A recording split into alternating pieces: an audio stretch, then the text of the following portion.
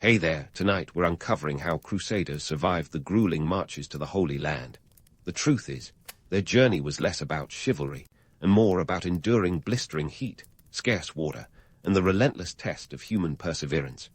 If these stories help you unwind, I'd love a quick like or subscribe, but only if they're genuinely working for you. I'm curious where in the world you're listening from, so drop your location and local time in the comments. It's amazing seeing our little community span the globe through these historical tales. Now get comfortable, perhaps dim the lights, or find that perfect pillow position, and let's ease into tonight's journey together.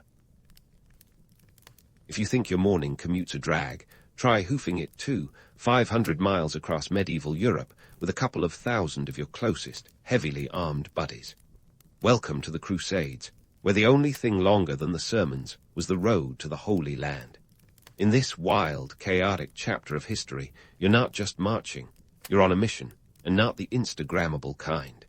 It all kicked off in 1095, when Pope Urban Roman II stood up at the Council of Clermont and basically dropped the medieval mic.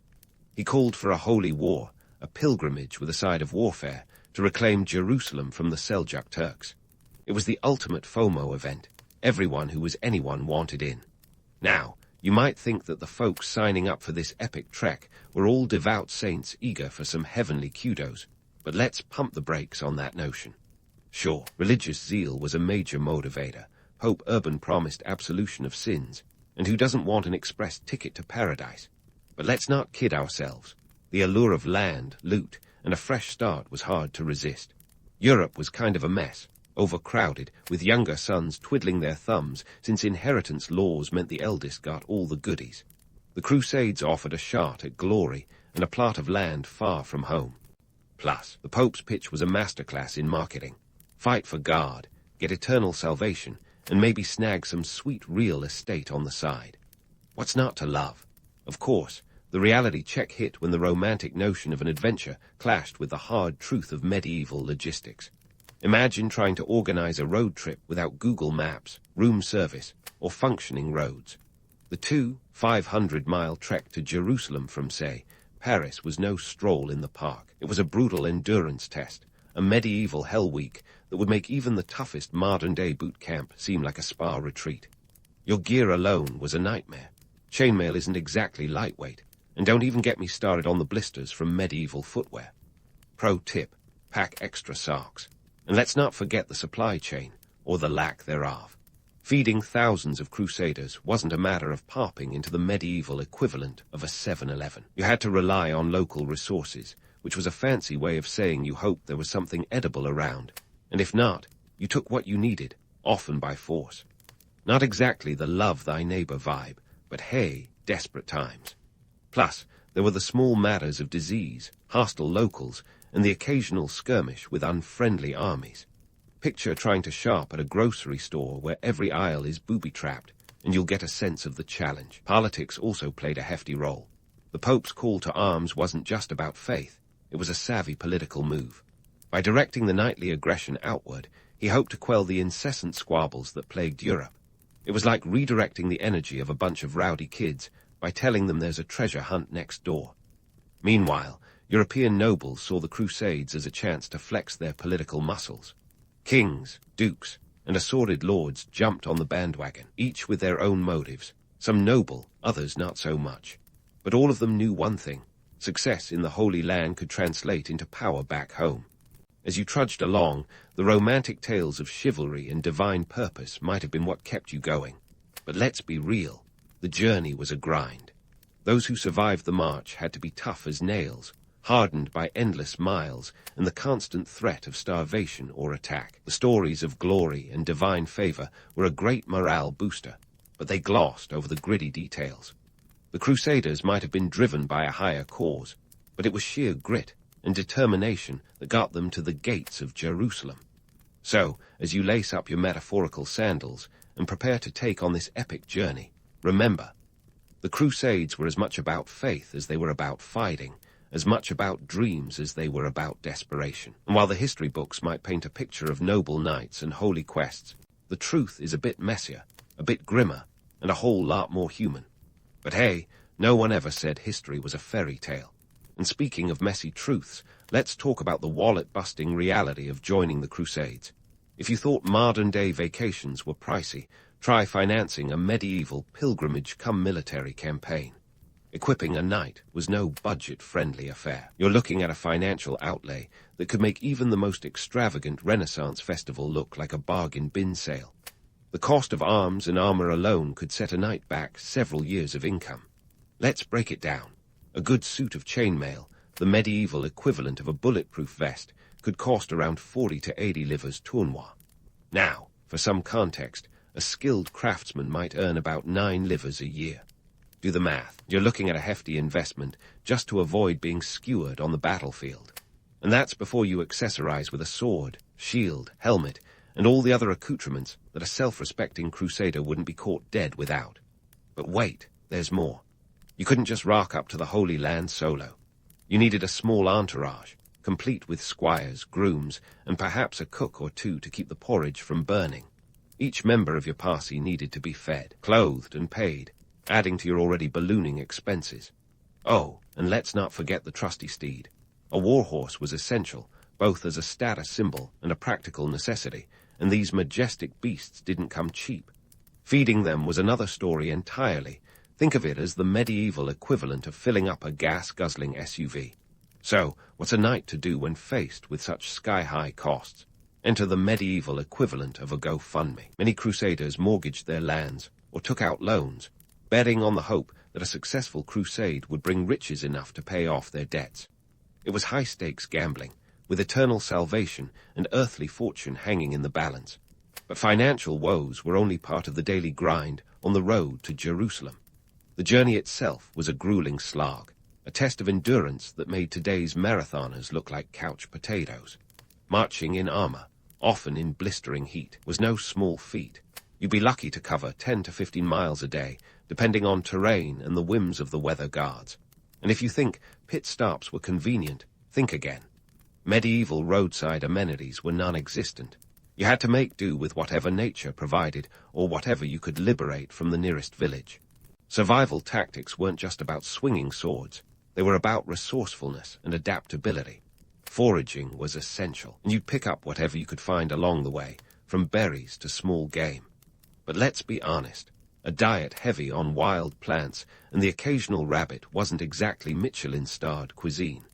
When local resources ran dry, crusaders weren't above taking what they needed by force, turning the march into a rolling wave of pillage and plunder. Yet, this wasn't just a story of brutality and desperation. There was a symbiotic relationship with the local economies that crusaders encountered. While some villages suffered under the burden of supplying these armored tourists, others thrived. Markets sprang up along the crusader route, with enterprising merchants selling everything from provisions to weaponry. Think of it as the medieval version of a pop-up shop, where the right goods at the right time could lead to hefty profits. The economic impact of the Crusades was a double-edged sword. On one hand, it drained resources from Europe, as potential crusaders sold off assets and funneled money into their expeditions. On the other, it spurred economic activity along the routes to the Holy Land, creating opportunities for trade and the exchange of goods and ideas. It was capitalism in chainmail, with all the greed and ingenuity that implies. And while the Pope's call to arms might have seemed like a divine decree, the reality was far more human. Politics and economics played as much a role as faith.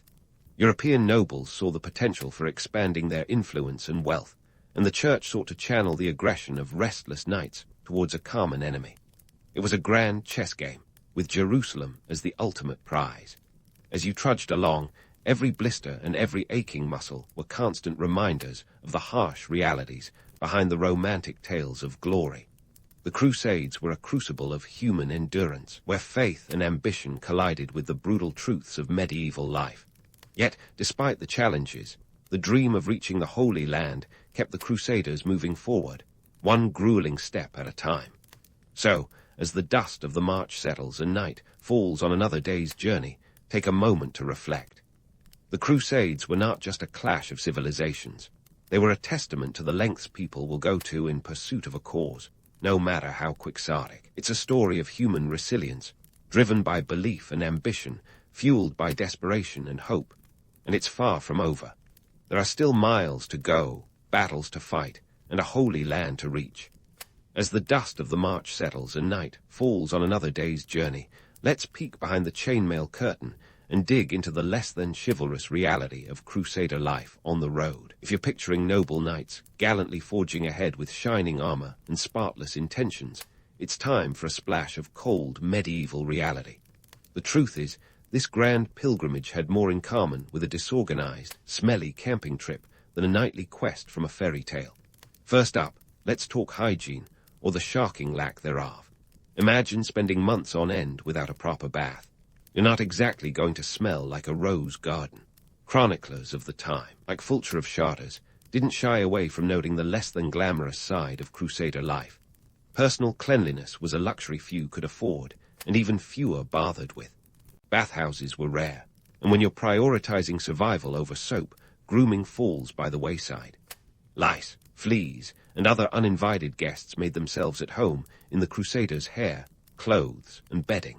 It was like hosting a perpetual medieval flea market on your person. And speaking of poor hygiene, let's not forget about the delightful topic of disease.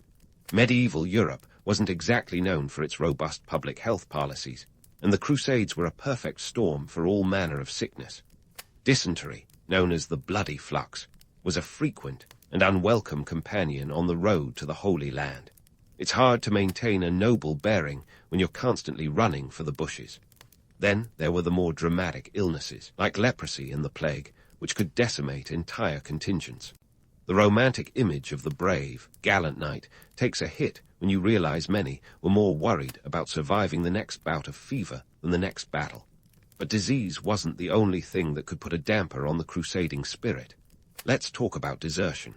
You might think that once you've signed up for a holy mission, you're in it for the long haul. But the reality was, not everyone had the stamina or the stomach for the grueling journey. Records from the time reveal that desertion was a common problem. Some crusaders, disillusioned by the harsh conditions and the lack of immediate divine intervention, simply turned tail and headed home. Others found the temptation of a more comfortable life along the way too hard to resist. The road to Jerusalem was littered with abandoned armor and broken dreams. And then there's infighting. You'd think the shared goal of reclaiming the Holy Land would unite the Crusaders in a common cause, right? Not so fast. The reality was a tangled web of rivalries, grudges, and power struggles. Different factions within the crusading armies often found themselves at odds, with arguments over leadership, strategy, and the spoils of war. It was like medieval reality TV, complete with backstabbing and drama. The chroniclers of the time, like the ever-dramatic William of Tyre, didn't hold back in describing the internal conflicts that threatened to derail the entire enterprise. Of course, food, or the lack thereof, was another constant challenge. Forget lavish medieval banquets. Crusaders were lucky to scrape together enough to keep body and soul together. The supply lines were long, unreliable, and often non-existent. Foraging was a way of life, and when local resources were exhausted, it was every knight for himself. Chroniclers noted the desperation that drove Crusaders to eat whatever they could find, from horses to stray dogs. It's not exactly the stuff of epic ballads, but it was the grim reality of life on the march. Amidst all this hardship, it's easy to see why the myths of noble crusaders and chivalrous deeds took root. People needed something to believe in, a story that transcended the mud and misery of the journey. The tales of valor and divine purpose were as much a part of the crusader experience as the blisters and boils. They were the stories told around campfires, the legends that kept weary warriors trudging forward. Yet, as much as these myths captured the imagination, they couldn't entirely mask the gritty truth. The Crusades were a crucible, testing the limits of human endurance and faith. And while some found glory and redemption, many more were left with little more than scars, both physical and emotional. It's a testament to the complexity of human nature that we can hold onto such idealized visions even in the face of harsh realities. So, as the Crusaders pressed on through inhospitable terrain and unrelenting challenges, they were driven by a complex mix of faith, ambition, and sheer stubbornness. Their journey was as much about survival as it was about salvation. And while the road was long and fraught with peril, the dream of reaching the Holy Land, and all that it promised, remained a powerful motivator. The story of the Crusades is far from simple, and as we continue to peel back the layers, it becomes clear that this was a time of contradictions, where high ideals clashed with low realities at every turn. So, we've got our ragtag bunch of Crusaders slogging through mud and medieval misery, driven by a cocktail of faith, ambition, and pure stubbornness. But let's hit pause on the grit and grime for a moment and take a closer look at the political soap opera playing out behind the scenes. Because while our knights might have been sweating it out on the Long March, the real chess game was happening at the top, and it was anything but straightforward. Enter Richard the Lionheart and Saladin, two names that loom large in the lore of the Crusades, like rock stars of medieval warfare. Richard, Eye of England, Lionheart, because who doesn't want a nickname that screams, "I'm awesome," was the quintessential warrior king. Known for his military prowess, and let's be honest, a bit of a diva streak, Richard wasn't much for the day-to-day drudgery of ruling. He spent only about 6 months of his 10-year reign in England, preferring the thrill of battle to the tedium of governance. But when it came to the Third Crusade, he was all in, fueled by a mix of religious fervor and a healthy appetite for glory. On the flip side, we have Saladin, the Kurdish Sultan of Egypt and Syria. A man of strategy and diplomacy, he was as cool as Richard was fiery. Saladin wasn't just a military commander. He was a unifier, bringing together the fractious Muslim factions under his banner to outwit and outmaneuver the Crusader states. His capture of Jerusalem in 1187 was a game-changer, a move that sent shockwaves through Christendom and sparked the Third Crusade. Saladin's legacy is one of chivalry and honor, though the reality was often as complex as the intricate politics he navigated. These larger-than-life figures met on the field in a series of encounters that would become the stuff of legend. But let's strip away the romantic veneer for a moment. Richard and Saladin never actually met face-to-face, despite what Hollywood might have you believe. Their interactions were conducted through intermediaries, with Richard's fiery demands often crashing against Saladin's calm, strategic responses. It was a war of letters and logistics as much as swords and shields. Now, alliances and betrayals were as common as blisters in the Crusade chronicles. The Crusaders weren't just battling external enemies. They were dealing with a tangled web of internal politics. European nobles, each with their own agendas, jostled for power and prestige, like medieval reality TV with swords. This wasn't a united front. It was a coalition of convenience, where alliances were as fragile as the parchment they were scribbled on. Take, for instance, the delicate dance between Richard and Philip Roman II of France. Allies on paper, their rivalry was the medieval equivalent of a celebrity feud. Picture Richard as the charismatic frontman, while Philip was the strategic bassist who quietly plotted his own moves. Their cooperation was marred by mutual distrust, and when Philip decided to bail on the crusade early, Richard was left to shoulder the burden, a move that would have long-term repercussions back home in Europe. But it wasn't all in fighting and backstabbing. There was room for cultural exchanges, too, in a time and place where East met West in unexpected ways. The Crusades were a melting pot of ideas, technologies, and even cuisines. Crusaders returned home with new tastes and trinkets, spices, textiles, and architectural styles that would shape European culture for generations. This cross-pollination wasn't exactly a peaceful exchange, but it did lead to a richer, more interconnected world. Of course, there were moments of surprising humanity amidst the chaos. During the Siege of Acre, Richard fell ill, and Saladin, in a move that would cement his legacy of chivalry, sent him fresh fruit and snow to ease his fever, an act of kindness in the midst of war. It's these flashes of decency that add complexity to the narrative, reminding us that even in a brutal conflict, common ground could be found.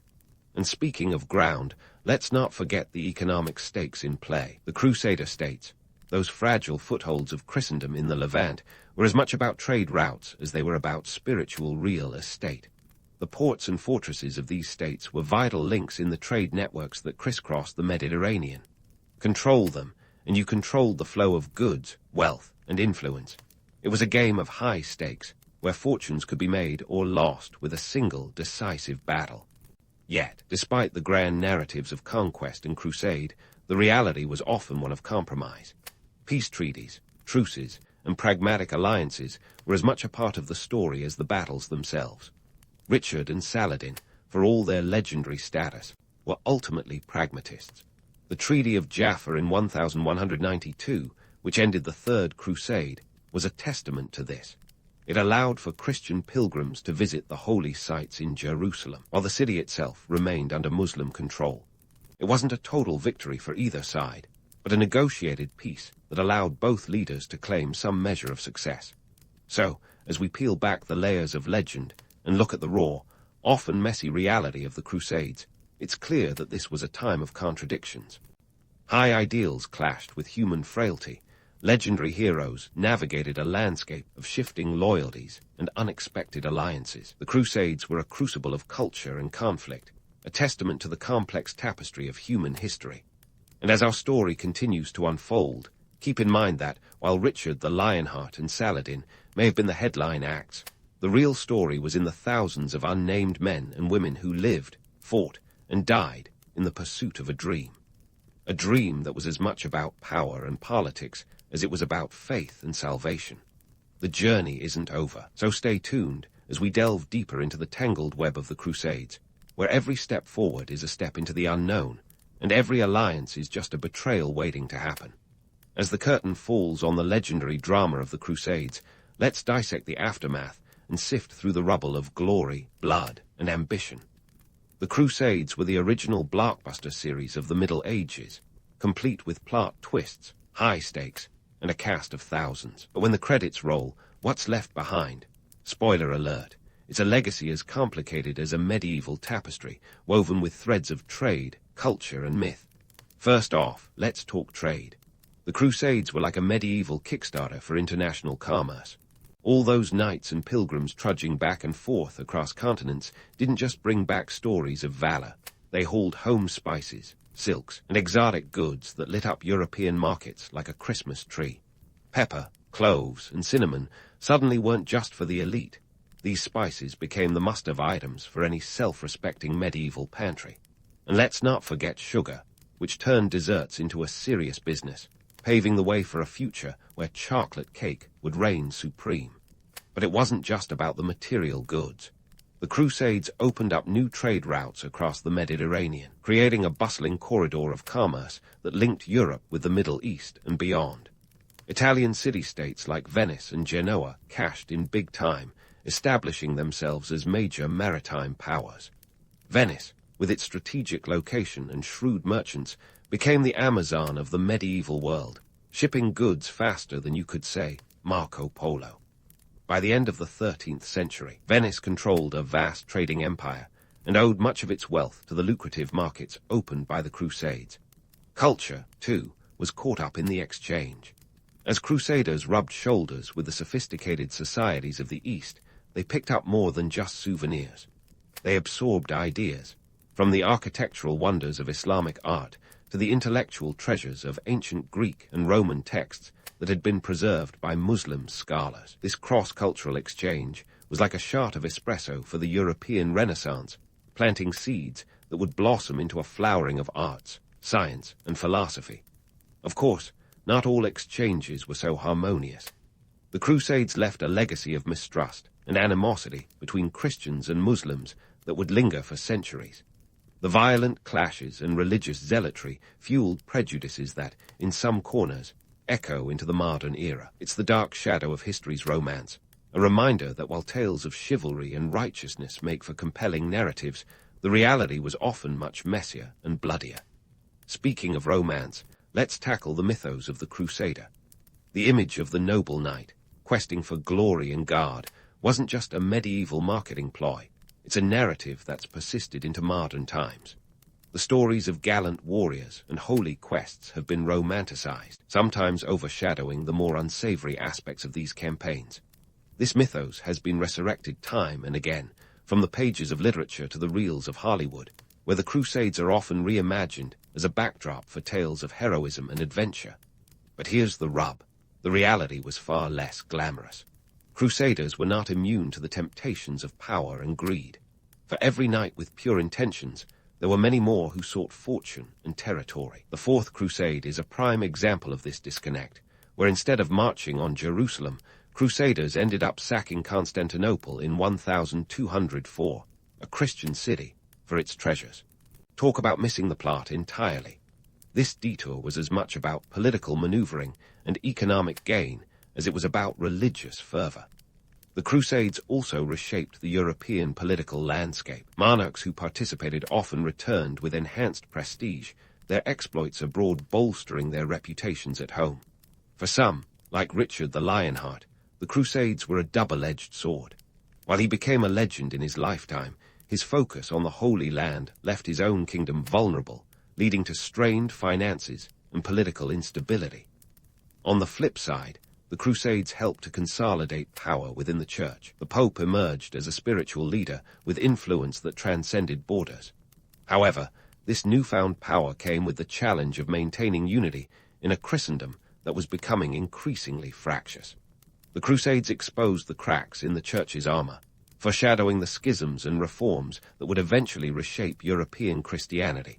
So, what's the takeaway from this epic saga?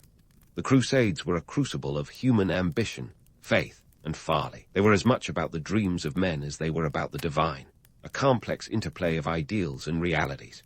The legacy they left behind is etched not just in stone and steel, but in the cultural and economic transformations that helped shape the modern world. Sure, you can romanticize the Crusades as a grand quest for holy glory, but the truth is far more nuanced. It's a story of human resilience, of enduring myths and enduring scars. The Crusades were a reminder of the lengths to which people will go for a cause, no matter how quixotic. They were a testament to the power of belief, for better or worse, and a reflection of the eternal human struggle between aspiration and reality. As we close the book on this chapter of history, let's remember that the Crusades were not just a clash of swords, but a collision of cultures. They were a pivotal moment in the tapestry of history, a saga of contradictions that continues to echo through the ages. And while the knights and their quests may have faded into legend, the lessons of the Crusades remain a poignant reminder of the enduring complexity of human nature. In the grand tapestry of history, the Chola dynasty might seem like another colorful thread, but oh boy, did they weave themselves one heck of a story. Starting off as a small regional power in the 9th century, the Cholas were the kind of family-run business that would make the Kardashians look like amateurs. The dynasty truly kicked into gear around 850 CE when Vijayanagara Chola, a name that's as fun to say as it is crucial to remember, decided to take a seat on the throne, and not just any throne, his throne. Vijayanagara was the patriarch with a plan, stepping onto the scene like he owned the place, which, after a bit of strategic maneuvering, he did. The Chola dynasty was nestled in the southern part of India, an area as politically tumultuous as a modern-day soap opera. Back then, South India was a game of strategy akin to chess, but with more elephants and fewer pawns. Alliances were made and broken faster than New Year's resolutions, and Vijayanagara was a master player from the start. Now, let's talk about Vijayanagara Chola and his rise. A bit like watching the underdog win in a sports movie, only with fewer cheesy montages and more serious political intrigue. Vijayanagara saw an opportunity to carve out a niche in the bustling world of South Indian politics. He captured the city of Thanjavur, which wasn't just a casual weekend conquest, but a strategic masterstroke. Thanjavur was like the Silicon Valley of its day. Whoever controlled it wielded significant influence. By establishing Thanjavur as the new capital around 850 CE, the Cholas weren't just marking territory. They were laying the groundwork for an empire. This brings us to the political landscape of South India at the time, a complex web of alliances and rivalries that would make Game of Thrones look like a community board game night. The Pallavas, the Pandyas, and the Rashtrakutas were the big players on the block, and they weren't exactly the sharing type. These dynasties were like those people who always wanted control over the TV remote during family gatherings. But Vijayanagara was a shrewd negotiator and a formidable leader. He navigated these waters with the finesse of a seasoned diplomat, or perhaps more accurately, a cunning chess master. The Cholas' rise wasn't just about political savvy. It was also about some good old-fashioned military might. These guys didn't just rely on diplomacy and courtly manners. They knew how to throw down when necessary. The Chola military innovations were like the medieval version of upgrading from a Nokia to the latest smartphone. They gave the Cholas an edge that was hard to beat. They focused on building a robust navy, which was a pretty novel concept at the time. In fact, you could say they were the original maritime strategists of India, making the Indian Ocean their personal swimming pool. Why is this significant, you ask? Because controlling the sea routes was like having a monopoly on the internet today. It meant controlling trade, wealth, and most importantly, influence. The Chola naval power was like the Wi-Fi of its time, essential for connectivity and expansion. This strategic focus on naval power allowed the Cholas to expand their influence far beyond their immediate borders, making them a force to be reckoned within the Indian Ocean region. It's like they were playing a strategy game on hard mode and still winning. But let's not sugarcoat it. Vijayalayya's rise was not without its fair share of brutal realities. The romantic notion of a benevolent ruler is often just that, a notion. While he was securing his dynasty's future, Vijayalayya was also engaging in some pretty ruthless tactics. Warfare in the 9th century wasn't exactly a gentleman's game, and Vijayalayya wasn't afraid to get his hands dirty. It's easy to paint these historical figures as heroes or villains, but the truth is often somewhere in between. Vijayalayya was a product of his time, navigating the murky waters of power with the tools available to him. And let's not forget the economic factors at play. The Cholas were adept at managing resources, and their strategic location allowed them to tap into lucrative trade routes. This was no small feat. Bringing wealth into the kingdom meant more than just fattening the royal coffers. It meant building infrastructure, funding military campaigns, and maintaining the kind of lifestyle that would put today's celebrity influencers to shame. So, as we wrap up this introduction to the Chola dynasty's beginnings, it's clear that Vijayalayya Chola was not just a footnote in history, but a pivotal character in a much larger story. His actions set the stage for the Chola dynasty to become one of the most powerful and influential empires in South Asia. But remember, while the legends often shine brightly, the reality is always a bit more complex, with shadows lurking in the corners. As we continue to explore the Chola dynasty's expansion, keep this in mind. History isn't just about what happened, it's about understanding why it mattered. Stay tuned for more tales of intrigue, power plays, and a dynasty that knew how to make waves, literally and metaphorically. As we dive deeper into the golden age of the Chola dynasty, we're stepping into the realm where history starts to sound like an epic saga, rather than a series of dusty dates and decrees. Enter Raja Chola I, a ruler whose name rings out with the force of a power chord, and whose reign, from 985 to 1014 CE, reads like a greatest hits album of empire building.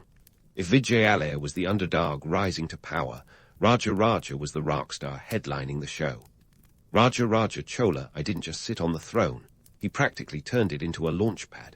Under his rule, the Chola territory expanded with the enthusiasm of a kid at a candy store, stretching from the Maldives in the south to the Ganges in the north. That's about 200 miles, or in modern terms, like ruling the distance from New York to Miami, but with fewer spring breakers and more strategic military campaigns. Raja turned his eyes seaward as well, making the Indian Ocean his personal pond. His naval armada wasn't just for show, it was a floating testament to his ambition, swarming the seas with the kind of dominance that would make Poseidon himself do a double take. Now, let's talk about that mind-boggling naval power. Raja wasn't content with just kicking up some sand on the beach. He aimed for the high seas with a fleet that could rival any modern-day naval force in terms of its role in exerting power. His ships weren't just wooden vessels. They were extensions of his empire, each one a floating embassy of Chola influence. The Chola's maritime prowess was legendary, facilitating not only conquests, but also commerce, because, let's face it, even the most glorious empire needs a healthy cash flow. Speaking of cash flow, let's deep dive into the economic strategies that funded Raja's ambitions. The Cholas were no amateurs when it came to economics. They managed their resources with the precision of a Swiss watchmaker. The secret sauce: a robust system of local governance that ensured taxes flowed like a well-oiled machine. Raja implemented land surveys so meticulous they would make a modern-day auditor proud. These surveys not only helped optimize tax collection, but also ensured that every inch of Chola territory was accounted for. showing that good governance was as much about knowing your land as ruling it. But let's not get lost in the romance of land and sea without addressing the elephant in the room, specifically the Chola administration. Raja Raja's bureaucracy was a masterpiece of intricate organization, a system that would make even the most complex corporate structures look like lemonade stands. The Cholas divided their empire into mandalams, valanadas, and nadas, a hierarchy of administrative units that made sure local governance was as tight as a drum. It's like they invented the concept of regional management centuries before the world caught on. This decentralized governance allowed the Chola dynasty to maintain control over its extensive territories without losing its identity or efficiency. And then there was Rajendra Chola I, Raja Raja's son, who took the baton and sprinted into historical greatness. Rajendra didn't just rest on his father's laurels. He expanded the empire even further, pushing boundaries like a rebellious teenager, but with strategic brilliance.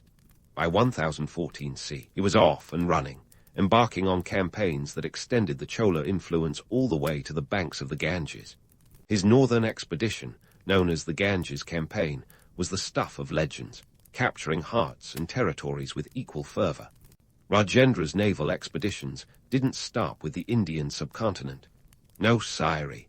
He was the kind of guy who saw the Bay of Bengal as an invitation rather than a boundary.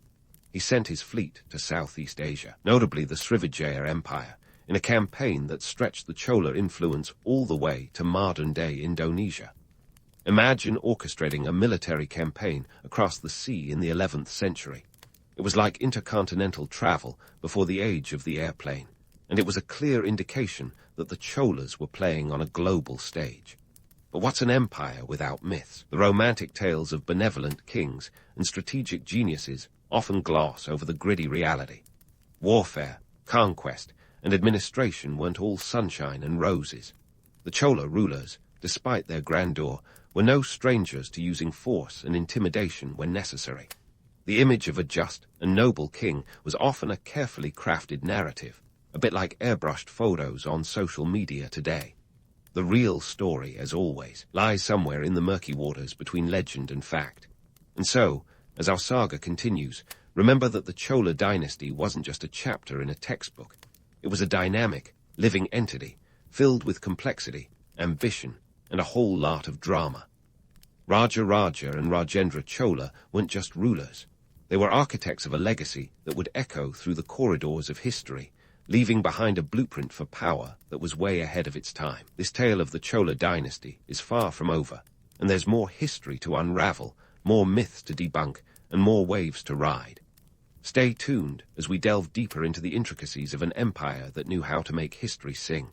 And as we sail further into the golden age of the Chola dynasty, we find ourselves amidst a cultural renaissance that would make the Italian one look like a mere dress rehearsal. Picture this. South India, under Chola rule, wasn't just a hub of political and military might.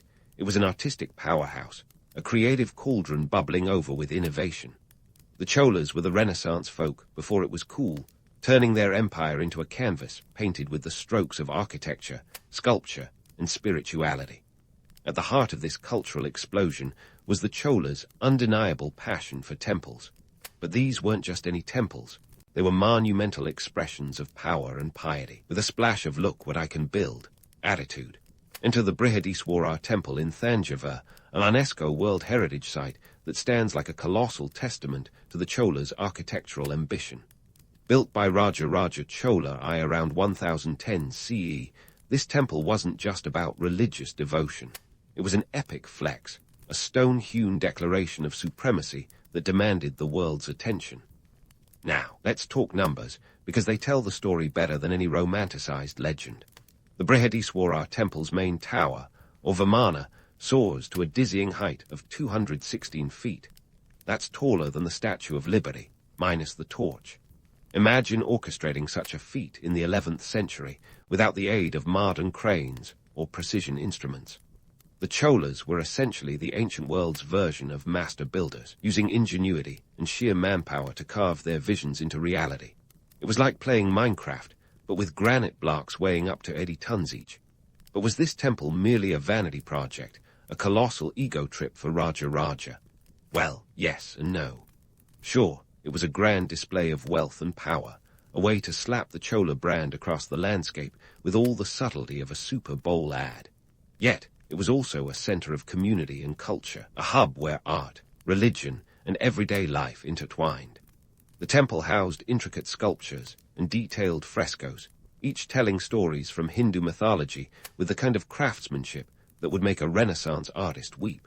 It was as much about fostering cultural identity as it was about flaunting imperial dominance. Moving beyond bricks and mortar, the Cholas were also maestros of international relations, crafting a web of trade networks that stretched far beyond their borders. You see, they didn't just build temples, they built bridges, figuratively speaking, connecting kingdoms through commerce and diplomacy. The Indian Ocean was their playground, a vast expanse where Chola ships crisscrossed like a spider's web, linking them to the far-flung corners of Southeast Asia, China, and the Middle East. Trade wasn't just a sidebar in the Chola's story. It was the main event, a driving force that fueled their empire's engine. Spices, textiles, gems, and even elephants were some of the heart ticket items exchanged along these routes. The Cholas essentially turned their kingdom into a giant vending machine where you could get a taste of the exotic at a premium price. And let's not forget the diplomatic missions, those grand voyages that blended business with a little bit of bravado. Chola envoys were the OG globetrotters, sent to foreign courts with gifts and goodwill, ensuring that their empire was on everyone's radar. This international outlook was as much about soft power as it was about profits. By engaging with other cultures, the Cholas were able to absorb and integrate diverse influences, enriching their own society in the process. It was like cultural cross-pollination, centuries before globalization became a buzzword. Yet, let's not romanticize it too much. Beneath the veneer of trade and diplomacy lay the harsh realities of power politics. The Cholas were adept at using economic leverage to sway alliances and assert dominance, proving that even back then, money talked and power walked. So, as we revel in the artistic and economic prowess of the Chola dynasty, it's crucial to peel back the layers of legend and look at the nuts and bolts that held this empire together. While their temples and trade routes were undoubtedly grand, they were also tools of control and symbols of authority, reflecting a society that knew how to wield both the pen and the sword. The Cholas weren't just building an empire, they were crafting a legacy, one that continues to echo through the annals of history. But hold onto your hats, because this historical roller coaster is far from over. We've yet to delve into the social fabric of the Chola period, the everyday lives of those who lived under its rule, and the intricate dance of caste and custom that defined the era. So, keep your eyes peeled and your curiosity piqued as we continue to unravel the saga of the Chola dynasty, where art meets ambition, and history takes on a life of its own. As we peel back the layers of the Chola dynasty, it's time to dive into the part of the story where the shiny veneer starts to crack, the inevitable decline. Think of it like when you've built an amazing Lego set, but you're missing a few crucial pieces. The Cholas, for all their grandeur and glory, were no exception to the rule that what goes up must eventually come down. Now, let's not sugarcoat it. The decline of the Cholas was a bit like trying to juggle flaming torches while riding a unicycle. They were kind of doing fine until they weren't. By the 12th century, the Chola dynasty, once a behemoth that made other empires look like wannabes, was showing signs of strain. Economic pressures were gnawing at the edges like termites on a wooden beam. Managing a massive empire isn't cheap. Military campaigns, maintaining infrastructure, and those gloriously grand temples all had a price tag attached, and it wasn't exactly a bargain. Internally, the Cholas faced their own version of family drama meets political thriller. Succession disputes were as common as Sundays, with various factions vying for control. It's like a royal version of a reality TV show, except the stakes involved entire kingdoms and the occasional battlefield showdown. This internal strife was the kind of stuff that made for great stories but lousy governance. With focus split between ruling and bickering, the Cholas were giving their rivals a golden opportunity, one that the Pandyas and Hoysalas, in particular, were more than happy to exploit. The Pandyas and Hoysalas, the dynasties that make up the supporting cast in this tale of decline. The Pandyas, with their base in what is today Tamil Nadu, were like that neighbor who's always eyeing your backyard, waiting for a chance to claim it as their own. Meanwhile, the Hoysalas were rising like the new kid on the block, flexing their muscles in the Deccan Plateau region. They must have taken one look at the Chola's internal chaos and thought, Christmas came early this year. And if that wasn't enough, the Cholas had an external threat that was as subtle as a sledgehammer: the invasions. The Pandyas and Hoysalas weren't just content to nibble at the edges. They were full-on chomping down on Chola territory, and so were the resurgent forces from the north. Take the invasion of Malik Kafur, for instance. Around 1310, this general from the Delhi Sultanate swept through the south like a hurricane with a mission, leaving a trail of devastation that's hard to imagine without CGI effects. His expeditions were disastrous for the Cholas, stripping them of wealth and highlighting their vulnerability. So why did it matter? Well, the Chola decline wasn't just a case of one dynasty falling. It was a seismic shift that rippled across South Asia. The Pandyas and Hoysalas didn't just carve up the Chola territories, they redefined the political landscape. Trade routes were disrupted, alliances were reshuffled, and the cultural exchanges that flourished under Chola patronage began to wane. The vibrant tapestry of South Indian politics was being rewoven, and the Cholas were no longer the master weavers. The economic pressures weren't just about losing battles or territory. The Cholas were essentially playing a game of Monopoly where the bank was starting to run dry. Trade, that lifeblood that had once flowed so freely through their empire, was drying up. The routes they had controlled so masterfully were now being contested or rerouted by emerging powers. It's like your favorite coffee shop suddenly closing and having to make do with subpar alternatives. Wealth that once poured in was now a trickle, and even the famed Chola administration couldn't tax their way out of this mess. And let's bust a myth while we're at it. The fall of the Cholas wasn't due to a single catastrophic event.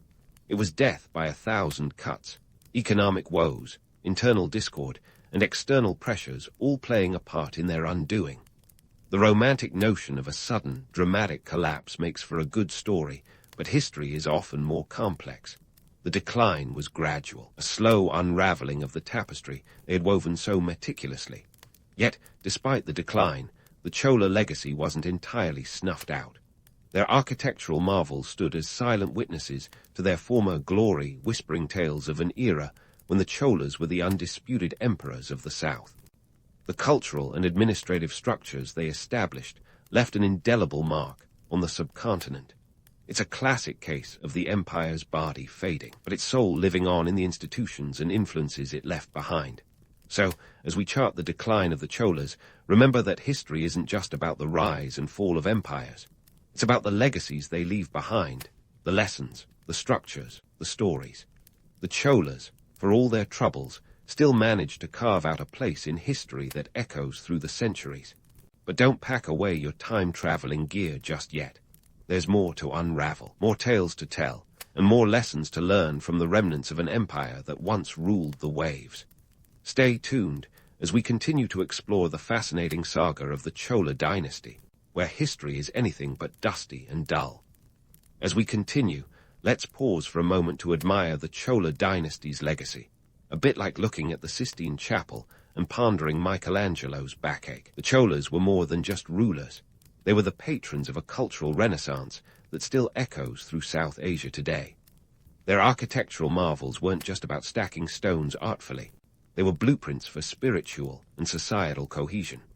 Even now, the Brihadiswara temple stands as a towering homage to the Chola's architectural genius, attracting visitors who marvel at its 216-foot Vimana, a stone skyscraper built before skyscrapers were even a thing.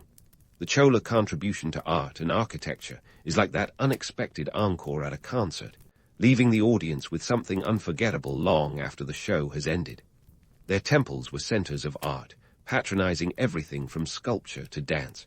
They were cultural hubs, much like modern museums, but with more divine intervention and fewer gift shops. The Chola style, with its intricate carvings and grandiose scale, set the gold standard for South Indian temple architecture. And let's not forget their bronze sculptures, especially the Nataraja, which captured the cosmic dance of Shiva with such grace that it's hard to believe it was crafted over a millennium ago. These bronzes weren't just art. They were expressions of a civilization's soul, capturing the divine in metal with a finesse that's yet to be surpassed. And then there's the administrative wizardry of the Cholas, which was as much a part of their legacy as their artistic endeavors. They didn't just rule, they organized, creating a system of governance that was ahead of its time. The Chola administrative structure was like a well-oiled machine, with a decentralized approach that allowed local governance to flourish while maintaining imperial control. Their land surveys and tax systems were so efficient that modern-day bureaucrats could take notes, and their local assemblies, or sabars, were early experiments in participatory governance. These weren't just councils. They were forums for decision-making, where local issues could be addressed by local people. An early nod to democracy long before it became a global buzzword. Yet, as with any good story, the Chola legacy isn't without its myths, those tantalizing tales that blur the line between fact and fiction. One popular legend is the idea of the Cholas as purely benevolent rulers, depicted as philosopher kings who governed with wisdom and justice. It's a nice thought, but the reality, as usual, is a bit murkier. The Cholas were adept politicians who knew when to extend a hand and when to wield a sword. Their rule included both enlightened governance and the hard-nosed tactics necessary to maintain an empire. The romanticized image of a golden age under the Chola dynasty is appealing, but it's a simplification of a complex reality where power dynamics were as intricate as the temple carvings they commissioned. So why do these myths persist? Well, they serve a purpose. Myths offer a narrative that's easy to digest, a way to connect with a past that's otherwise as complex as a Rubik's Cube. They provide a sense of identity and continuity, a link to a heritage that's both glorious and grounding. The Chola dynasty, with its blend of historical grandeur and mythological embellishment, offers a narrative that's both inspiring and cautionary, a reminder of the heights that can be achieved and the pitfalls that await. But let's not get too carried away by the allure of myth without acknowledging the practical realities. The Cholas understood the importance of trade and diplomacy, weaving a network of economic and political relationships that extended from the Middle East to Southeast Asia. This wasn't just about acquiring wealth.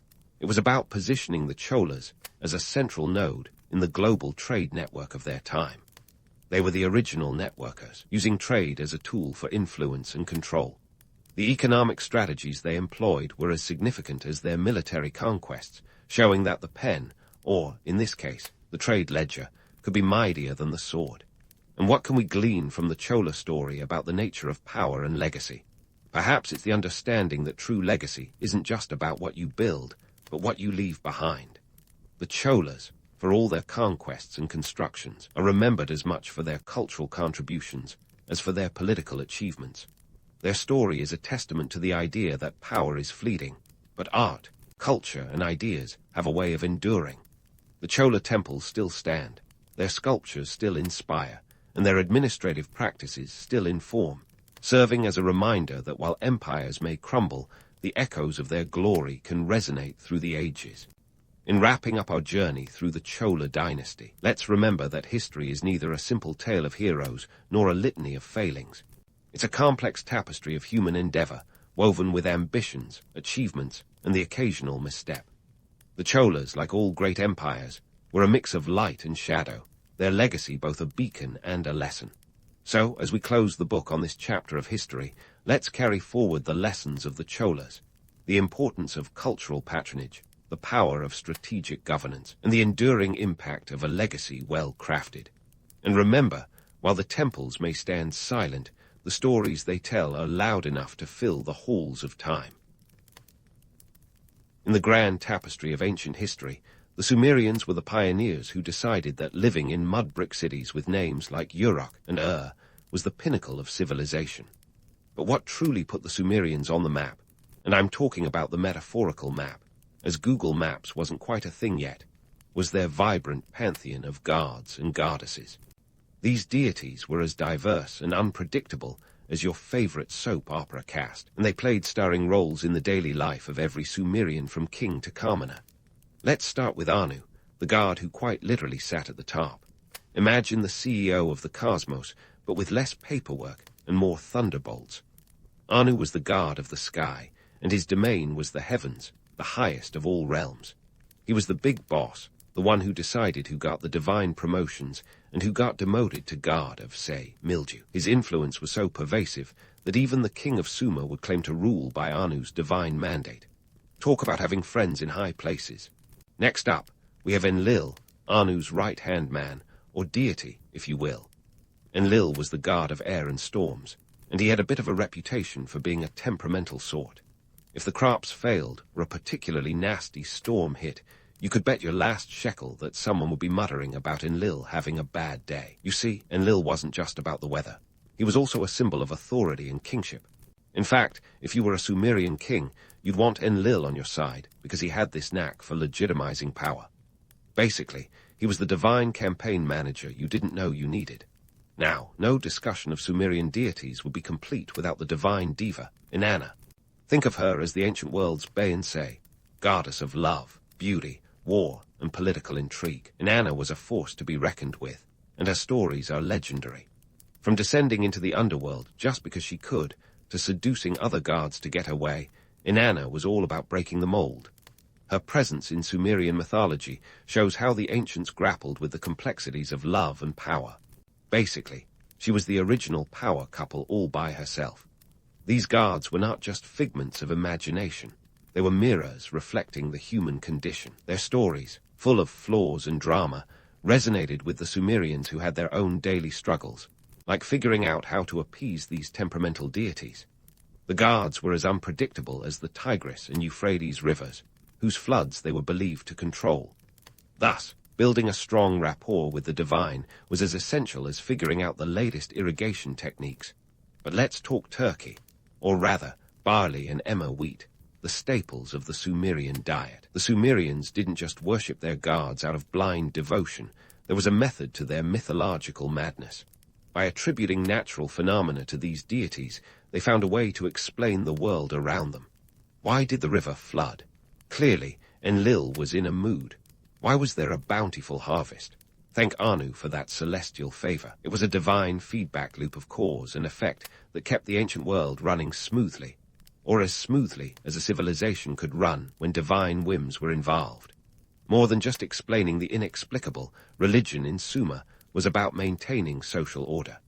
The gods were watching, after all, and they expected humans to behave. Temples weren't just places of worship. They were community centers, banks, and sometimes even the local watering hole. Priests and priestesses were key players in this divine drama, acting as intermediaries between the gods and mortals. They interpreted signs, conducted rituals, and sometimes they probably had to deal with the Sumerian equivalent of a Yelp review when a prayer went unanswered. In sum, the Sumerian pantheon was a lively ensemble cast that played a crucial role in the everyday lives of these ancient people. It was a world where gods wore their hearts on their celestial sleeves, and their stories were as much about human nature as they were about divine machinations. The Sumerians knew that to understand their place in the cosmos, they needed to keep the gods happy, which meant a steady supply of prayers, offerings, and perhaps the occasional divine bribe. All in a day's work when you're living in the cradle of civilization, wouldn't you say? Now, hold onto your sandals, because we're about to ascend the architectural marvels of the ancient world, the Ziggurats. These weren't just any old temples, they were the skyscrapers of their time, albeit with fewer elevators and more sun-baked bricks. Picture a colossal step pyramid rising majestically above the flat Mesopotamian landscape, like a mighty middle finger to anyone doubting Sumerian ambition. These structures were not only religious centers, they were the heartbeat of the community, pulsating with economic, political, and social life. The Ziggurat wasn't just a place to chat with the gods, it was a statement. It shouted, "We've got the divine on speed dial, and we're not afraid to flaunt it." But let's not kid ourselves. Building these behemoths was no divine miracle. It was a monumental task that demanded the kind of labor investment that would make even the most ambitious modern contractor break out in a cold sweat. We're talking about constructing towers of Babel before the advent of power tools, or, anything resembling OSHA regulations. To put it in perspective, the Great Ziggurat of Ur, dedicated to the moon god Nana, was a whopping 64 meters in length, 45 meters wide, and about 30 meters high. That's like stacking 3 average houses on top of each other, and then some. And it wasn't just about stacking bricks willy-nilly. These things had to withstand the test of time and Sumerian weather tantrums. Built around 2100 BCE by the order of King Urnamu, the Ziggurats' construction was a testament to the Sumerian skills in engineering and project management. Long before anyone could grumble about spreadsheets and Gantt charts, the economic heft behind these projects was staggering. You didn't just whip up a ziggurat with a few friends over a weekend. This was a full-scale economic operation. Thousands of workers toiled away, including skilled craftsmen, unskilled laborers, and let's not sugarcoat it, likely a fair number of slaves. The labor force was fed, clothed, and managed, creating a demand for agricultural produce, textiles, and tools. As your friendly neighborhood economist might say, this wasn't just an architectural project. It was an economic engine that revved up local markets and trade. But why go to such lengths? Was it just to keep the guards happy and the priests even happier? Well, yes and no. Sure, the guards supposedly had a penthouse suite at the top of these ziggurats, but there was more to the story. These structures were as much about human power as they were about divine presence. In a society where religious authority and political power were as intertwined as noodles in a bowl of ramen, owning a ziggurat was like having the ultimate status symbol.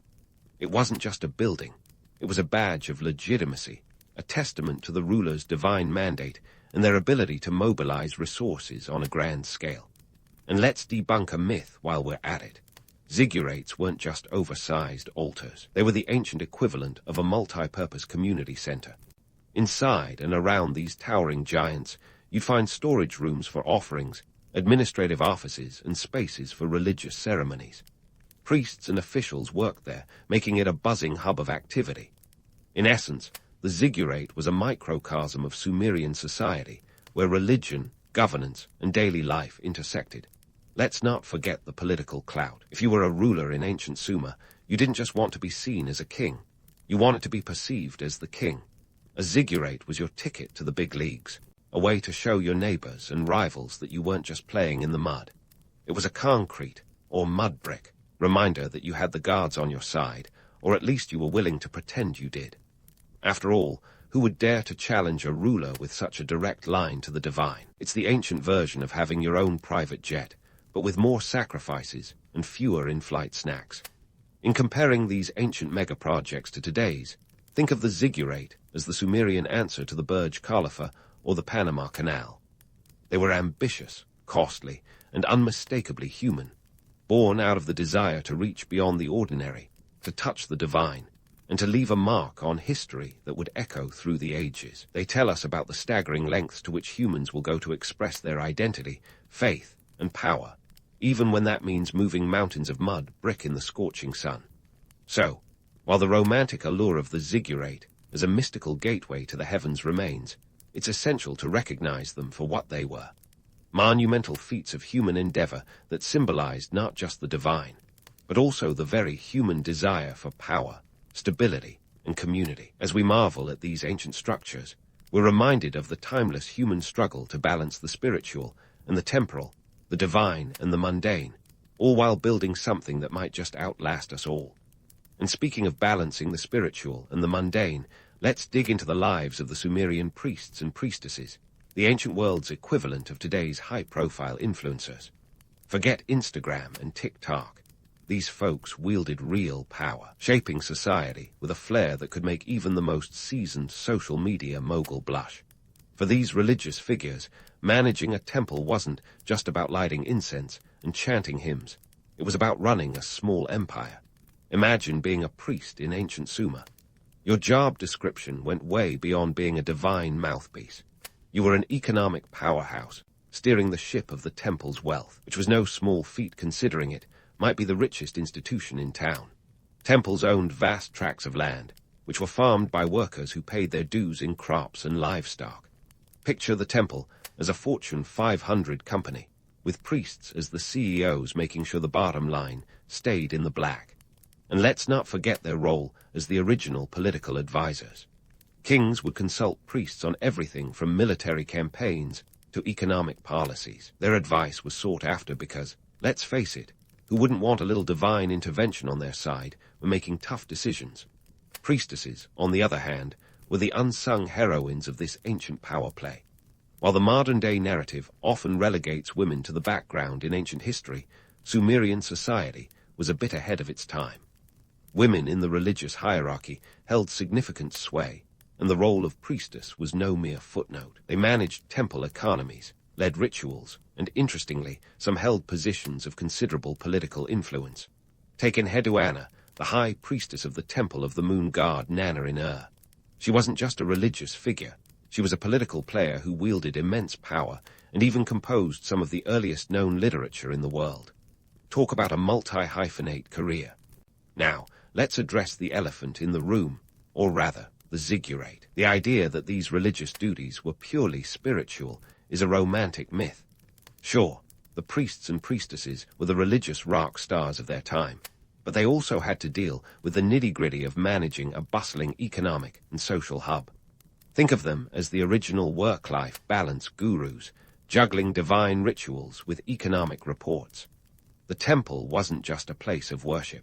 It was a bustling center of commerce and administration. Priests and priestesses had to ensure that the temple ran smoothly, which meant overseeing the storage and distribution of food, managing workers, and keeping the temple's accounts in check. In short, they were the ancient world's version of multitaskers, and they did it all without a smartphone. Speaking of myths, let's debunk another one. The idea that these roles were exclusively male-dominated. The truth is, Sumerian society offered women in religious roles a surprising amount of power and independence. While the patriarchy was alive and well, priestesses could own property, conduct business, and wield influence that many women in later civilizations could only dream of. But it wasn't all celestial power trips and divine favors. The reality was that these roles came with their own set of challenges. Managing a temple was a full-time gig, with responsibilities that extended far beyond the altar. Economically speaking, the temple was a vital cog in the Sumerian machine. It wasn't just a place to appease the gods, it was a central player in the economy. The temple's wealth came from its vast landholdings and the tributes it collected. This wealth had to be managed wisely, which is where the priests and priestesses came in.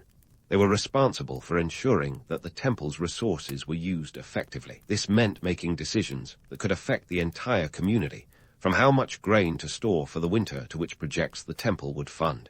It was a balancing act that required both spiritual insight and practical wisdom. And let's not forget their role as intermediaries between the gods and the people. Priests and priestesses were the ones who interpreted the will of the gods, a task that carried significant weight. Whether it was reading omens, interpreting dreams, or conducting rituals, they were the bridge between the divine and the mundane. This wasn't just about predicting the weather or foretelling the future. It was about maintaining the social order. The belief that the gods were watching and that the priests had a direct line to them kept people in check. It was a form of social control that worked wonders in maintaining harmony, or as much harmony as a society built on the whims of capricious deities could muster. Despite their lofty status, priests and priestesses had to navigate the complex web of Sumerian politics. Their advice was often sought by rulers, but that didn't mean they were immune to the shifting sands of political power. Aligning with the wrong political faction or misinterpreting a divine message could have dire consequences. In a society where the divine right to rule was a real thing, losing the trust of the gods, or the perception thereof, could spell disaster. So, while the romantic allure of the priesthood as a divine calling remains, it's essential to recognize these figures for what they truly were: skilled administrators, shrewd politicians, and influential figures who played a crucial role in shaping Sumerian society. They were the architects of a social order that intertwined the spiritual and the temporal, ensuring that the gods' will was done, and that the temple's coffers remained full. As we unravel the layers of Sumerian religious life, it becomes clear that the society they built was as complex and multifaceted as any modern civilization. The interplay of power, religion, and economics created a dynamic environment where priests and priestesses were more than just religious figures. They were pivotal players in the grand theater of Sumerian life.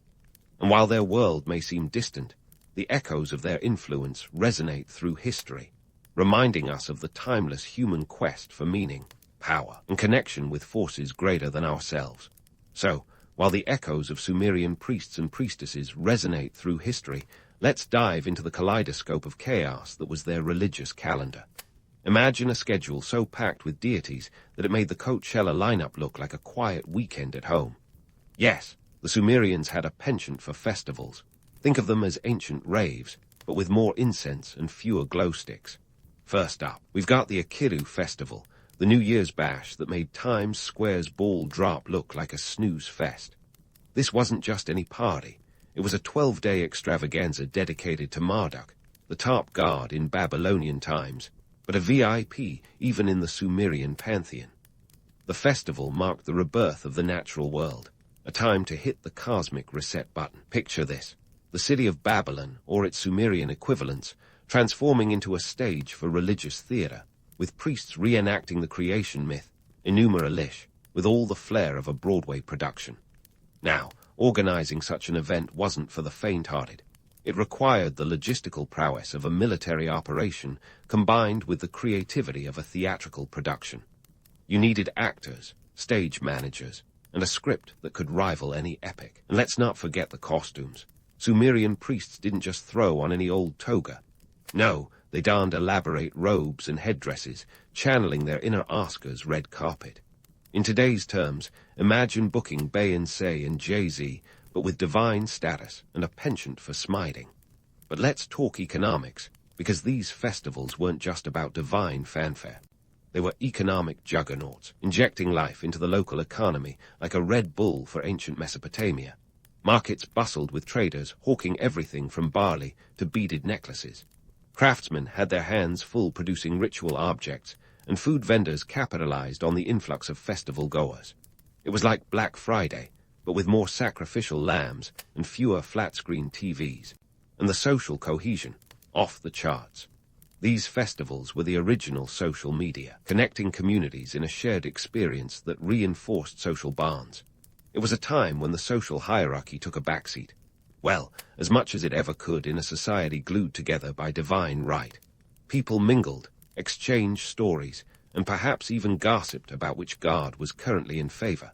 Think of it as the ancient version of networking, only with more wine and less LinkedIn. Of course, not everything was divine harmony. Organizing these events came with its own set of challenges. Imagine herding cats, but the cats are thousands of Sumerians, each with their own idea of what the gods wanted. There were logistical nightmares, coordination, crowd control, and making sure the sacrificial offerings were on point. After all, you didn't want to be the guy who accidentally served up an unworthy offering to Enlil and brought down a storm on the city. And speaking of offerings, let's address the Sumerian knack for making sure the gods were well fed. These weren't casual potlucks. The temples served up lavish meals, bread, beer, fruits, and the occasional roast lamb, arranged in a feast that made medieval banquets look like a snack break. The priests acted as divine caterers, ensuring that every god had their fill. It was like hosting a dinner party for deities with dietary preferences that could change with the wind. Now, let's debunk a myth. The idea that these festivals were purely religious is a romanticized simplification. Sure, the gods were the guests of honor, but these events were also about flexing political muscle. Rulers used festivals as a stage to demonstrate their might and divine favor, a public relations coup that would make modern spin doctors envious. Imagine, if you will, a king processing through the city, showered with cheers and offerings, living embodiment of divine mandate, a spectacle as much about mortal power as it was about celestial homage. But the real kicker here is how these festivals created a feedback loop of religious and economic interdependence. The more lavish the festival, the more it boosted the economy, which in turn reinforced the ruler's status and the god's favor. It was a cycle that kept the wheels of Sumerian society turning, even as the world around them shifted and changed. So, as we explore the vibrant tapestry of Sumerian festivals, it becomes clear that these events were more than just religious observance. They were a central part of the Sumerian identity, blending the spiritual with the practical in a dance as intricate as any ritual. They remind us that while the gods may have been the stars of the show, it was the people, the priests, the merchants, the common folk, who played the supporting roles, weaving together the threads of belief, commerce, and community in a civilization that continues to captivate our imaginations. And as we look ahead, the next chapter of our story will delve deeper into the lives and loves of those who navigated this fascinating world, balancing the divine and the mundane in a timeless quest for meaning and connection. As we pivot from the vibrant tapestry of Sumerian festivals, let's wade into the lasting ripples of their religious practices across history. The Sumerians, with their pantheon of gods who rivaled any modern-day celebrity entourage, didn't just vanish into the annals of time. Their influence trickled down to future civilizations like a never-ending game of theological telephone. Consider the Babylonians, who inherited the Sumerian gods and gave them a makeover, sort of like rebooting an old TV show with a snazzier cast. Marduk, who was a bit player in Sumer, rose to stardom in Babylon, akin to an actor finally getting their breakout role. This promotion didn't just happen overnight. It was the result of cultural osmosis, where religious beliefs blended and evolved based on the whims of the ruling class and shifting societal needs. The divine dynamic duo of Anu and Enlil found themselves incorporated into the Babylonian pantheon, albeit with a few modifications to suit the new narrative. Moving west, echoes of Sumerian divinity resonated through the corridors of ancient Egypt and Greece. In Egypt, the concept of divine kingship took root, perhaps borrowing a trick or two from the Sumerian playbook, where rulers claimed they were practically pen pals with the gods. The Greeks, always ones for a good story, borrowed the drama and dysfunction of the Sumerian deities, weaving them into their own myths where gods often behaved like the most chaotic of reality TV stars. But let's not stop there. Fast forward to the Abrahamic religions, and you'll find traces of Sumerian influence, like breadcrumbs leading back to Ur. Abraham, the patriarch of Judaism, Christianity, and Islam, is traditionally said to have hailed from Ur, a place where the Ziggurat cast its mighty shadow. Whether or not he actually took a selfie in front of it is up for debate, but the cultural exchange is undeniable. The narrative of a single, all-powerful god didn't just spring up overnight. It was cultivated in the fertile soil of ancient Mesopotamian thought. Now, let's dig into why all this matters. The Sumerians gave us more than just myths. They laid the groundwork for religious institutions that played pivotal roles in societal governance, economic regulation, and cultural cohesion. Their gods weren't just celestial beings throwing lightning bolts. They were integral to the social fabric, providing a framework for laws and ethical conduct. For instance, the famous Code of Hammurabi, with its eye for an eye justice, didn't materialize out of thin air. It was built on the foundation of Sumerian legal principles, which were often intertwined with religious beliefs. Economically, the Sumerians' religious practices bolstered trade and commerce. Temples functioned as banks, storing wealth and facilitating loans. Picture this: a priest as your loan officer, assessing whether the gods would bless your next entrepreneurial venture. It's a far cry from today's banking apps, but it worked. This fusion of faith and finance helped stabilize and grow the Sumerian economy, and this model was mirrored by future societies looking to blend the sacred with the secular. And here's a fun twist. Even today, you can see the shadow of Sumerian influence in our modern world. The zodiac signs we avidly check for daily horoscopes, they trace back to Mesopotamian stargazing, where priests map the heavens to predict divine moods. That sense of cosmic order, the idea that the stars and planets influence earthly affairs, was a Sumerian concept that got a marketing facelift over the millennia. So next time you read your horoscope, tip your hat to the Sumerians who might be chuckling from their celestial perch. As we reflect on these ancient beliefs, it's fascinating how they encapsulate both romance and reality. The romance lies in the myths, the stories of gods and goddesses that offer timeless tales of love, power, and betrayal. They speak to our imagination, inviting us to ponder the mysteries of existence and our place in the universe. And yet, the reality is grounded in the pragmatic use of religion to maintain order, justify authority, and drive economic prosperity. In sum, the religious practices of ancient Sumer were like the original blueprint for civilization's grand experiment. They showed us that faith could be both a guiding light and a tool for control, a source of inspiration and a means of regulation. Even as we marvel at their accomplishments, we recognize the timeless human tendency to seek meaning and impose order on the chaos of life. So, as we wrap up this journey through Sumerian religious history, let's indulge in a little humor. Despite the centuries that separate us, some things never change. The age-old quest for divine favor, the use of religion as a social and political lever, these are tales as old as time. And let's not forget the human penchant for festivals as a means to escape the humdrum of daily life, a tradition that's alive and well in our modern world, albeit with more hashtags and fewer sacrificial lambs. As we close this chapter, let's remember that while the Sumerians may have had their heads in the clouds, their feet were firmly planted on the ground. Their legacy is a testament to the enduring power of belief, the intricate dance between faith and reason, and the universal quest for understanding and connection.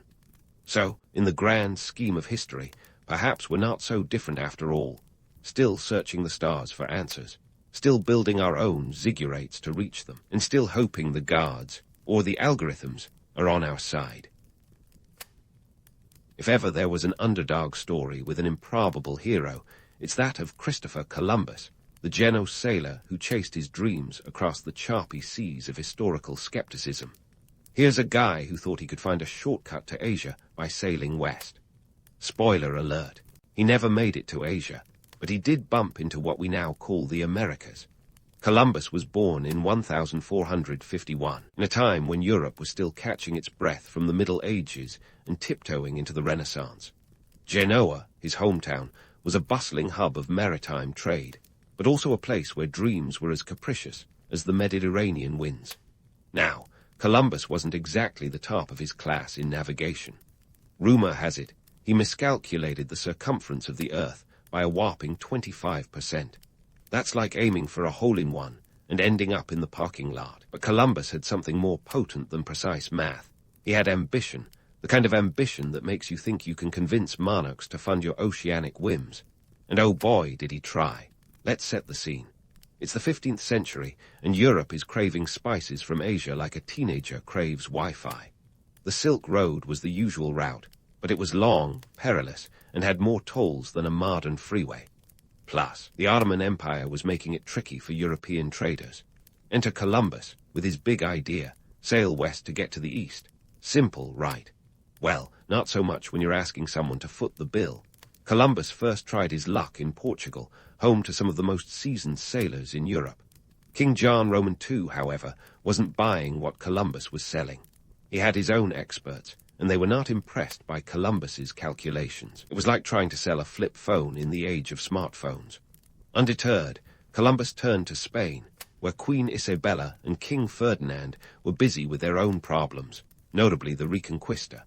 They were in the final stages of reclaiming the Iberian Peninsula from the Moors, a campaign that cost a pretty penny. Columbus pitched his plan to the Spanish monarchs in 1486, and they listened, kind of. They were intrigued, but not entirely convinced. Isabella and Ferdinand set up a committee to assess Columbus's proposal, which might as well have been the medieval version of a Kickstarter campaign review. The committee wasn't thrilled, citing that Columbus's plan was as risky as betting your savings on a three-legged racehorse. Yet Columbus was nothing if not persistent. He spent years trying to persuade the Spanish court. By 1492, the same year the Moors were finally expelled from Granada, Isabella and Ferdinand were ready to take a gamble. And why not?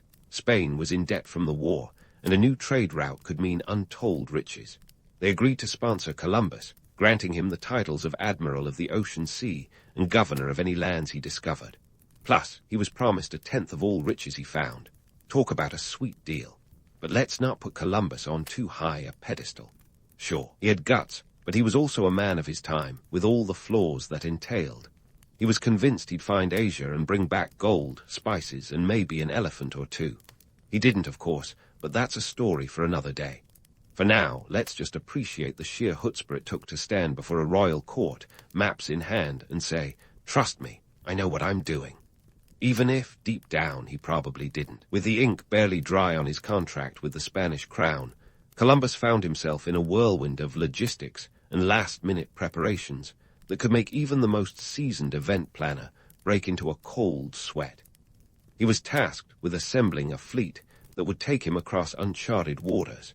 a job as daunting as convincing a cat to take a bath. So began the legendary scramble for ships and funds that would set the stage for one of history's most famous misadventures. Columbus needed ships, and not just any ships, but vessels sturdy enough to survive the unpredictable tantrums of the Atlantic Ocean. Enter the Nina, the Pinta, and the Santa Maria, three ships that sounded like they belonged in a nursery rhyme, but were more akin to floating bathtubs than majestic galleons. The Santa Maria, the largest of the trio, was a ponderous carrack, barely stretching 70 feet from bow to stern. It was the kind of ship that would make a modern cruise liner look like an aircraft carrier. The Nina and Pinta, both caravels, were slightly more nimble, if you can call anything with a top speed of a brisk jog nimble. Securing these vessels was no easy feat. Columbus didn't have a treasure chest full of doubloons to throw around. Instead, he relied on the support of influential figures like the Pinzon brothers, Martin and Vicent, who were seasoned sailors and savvy businessmen, persuaded to join the cause. They brought not only their seafaring expertise, but also a generous helping of funds, which was crucial because royal promises were as reliable as a fair-weather friend.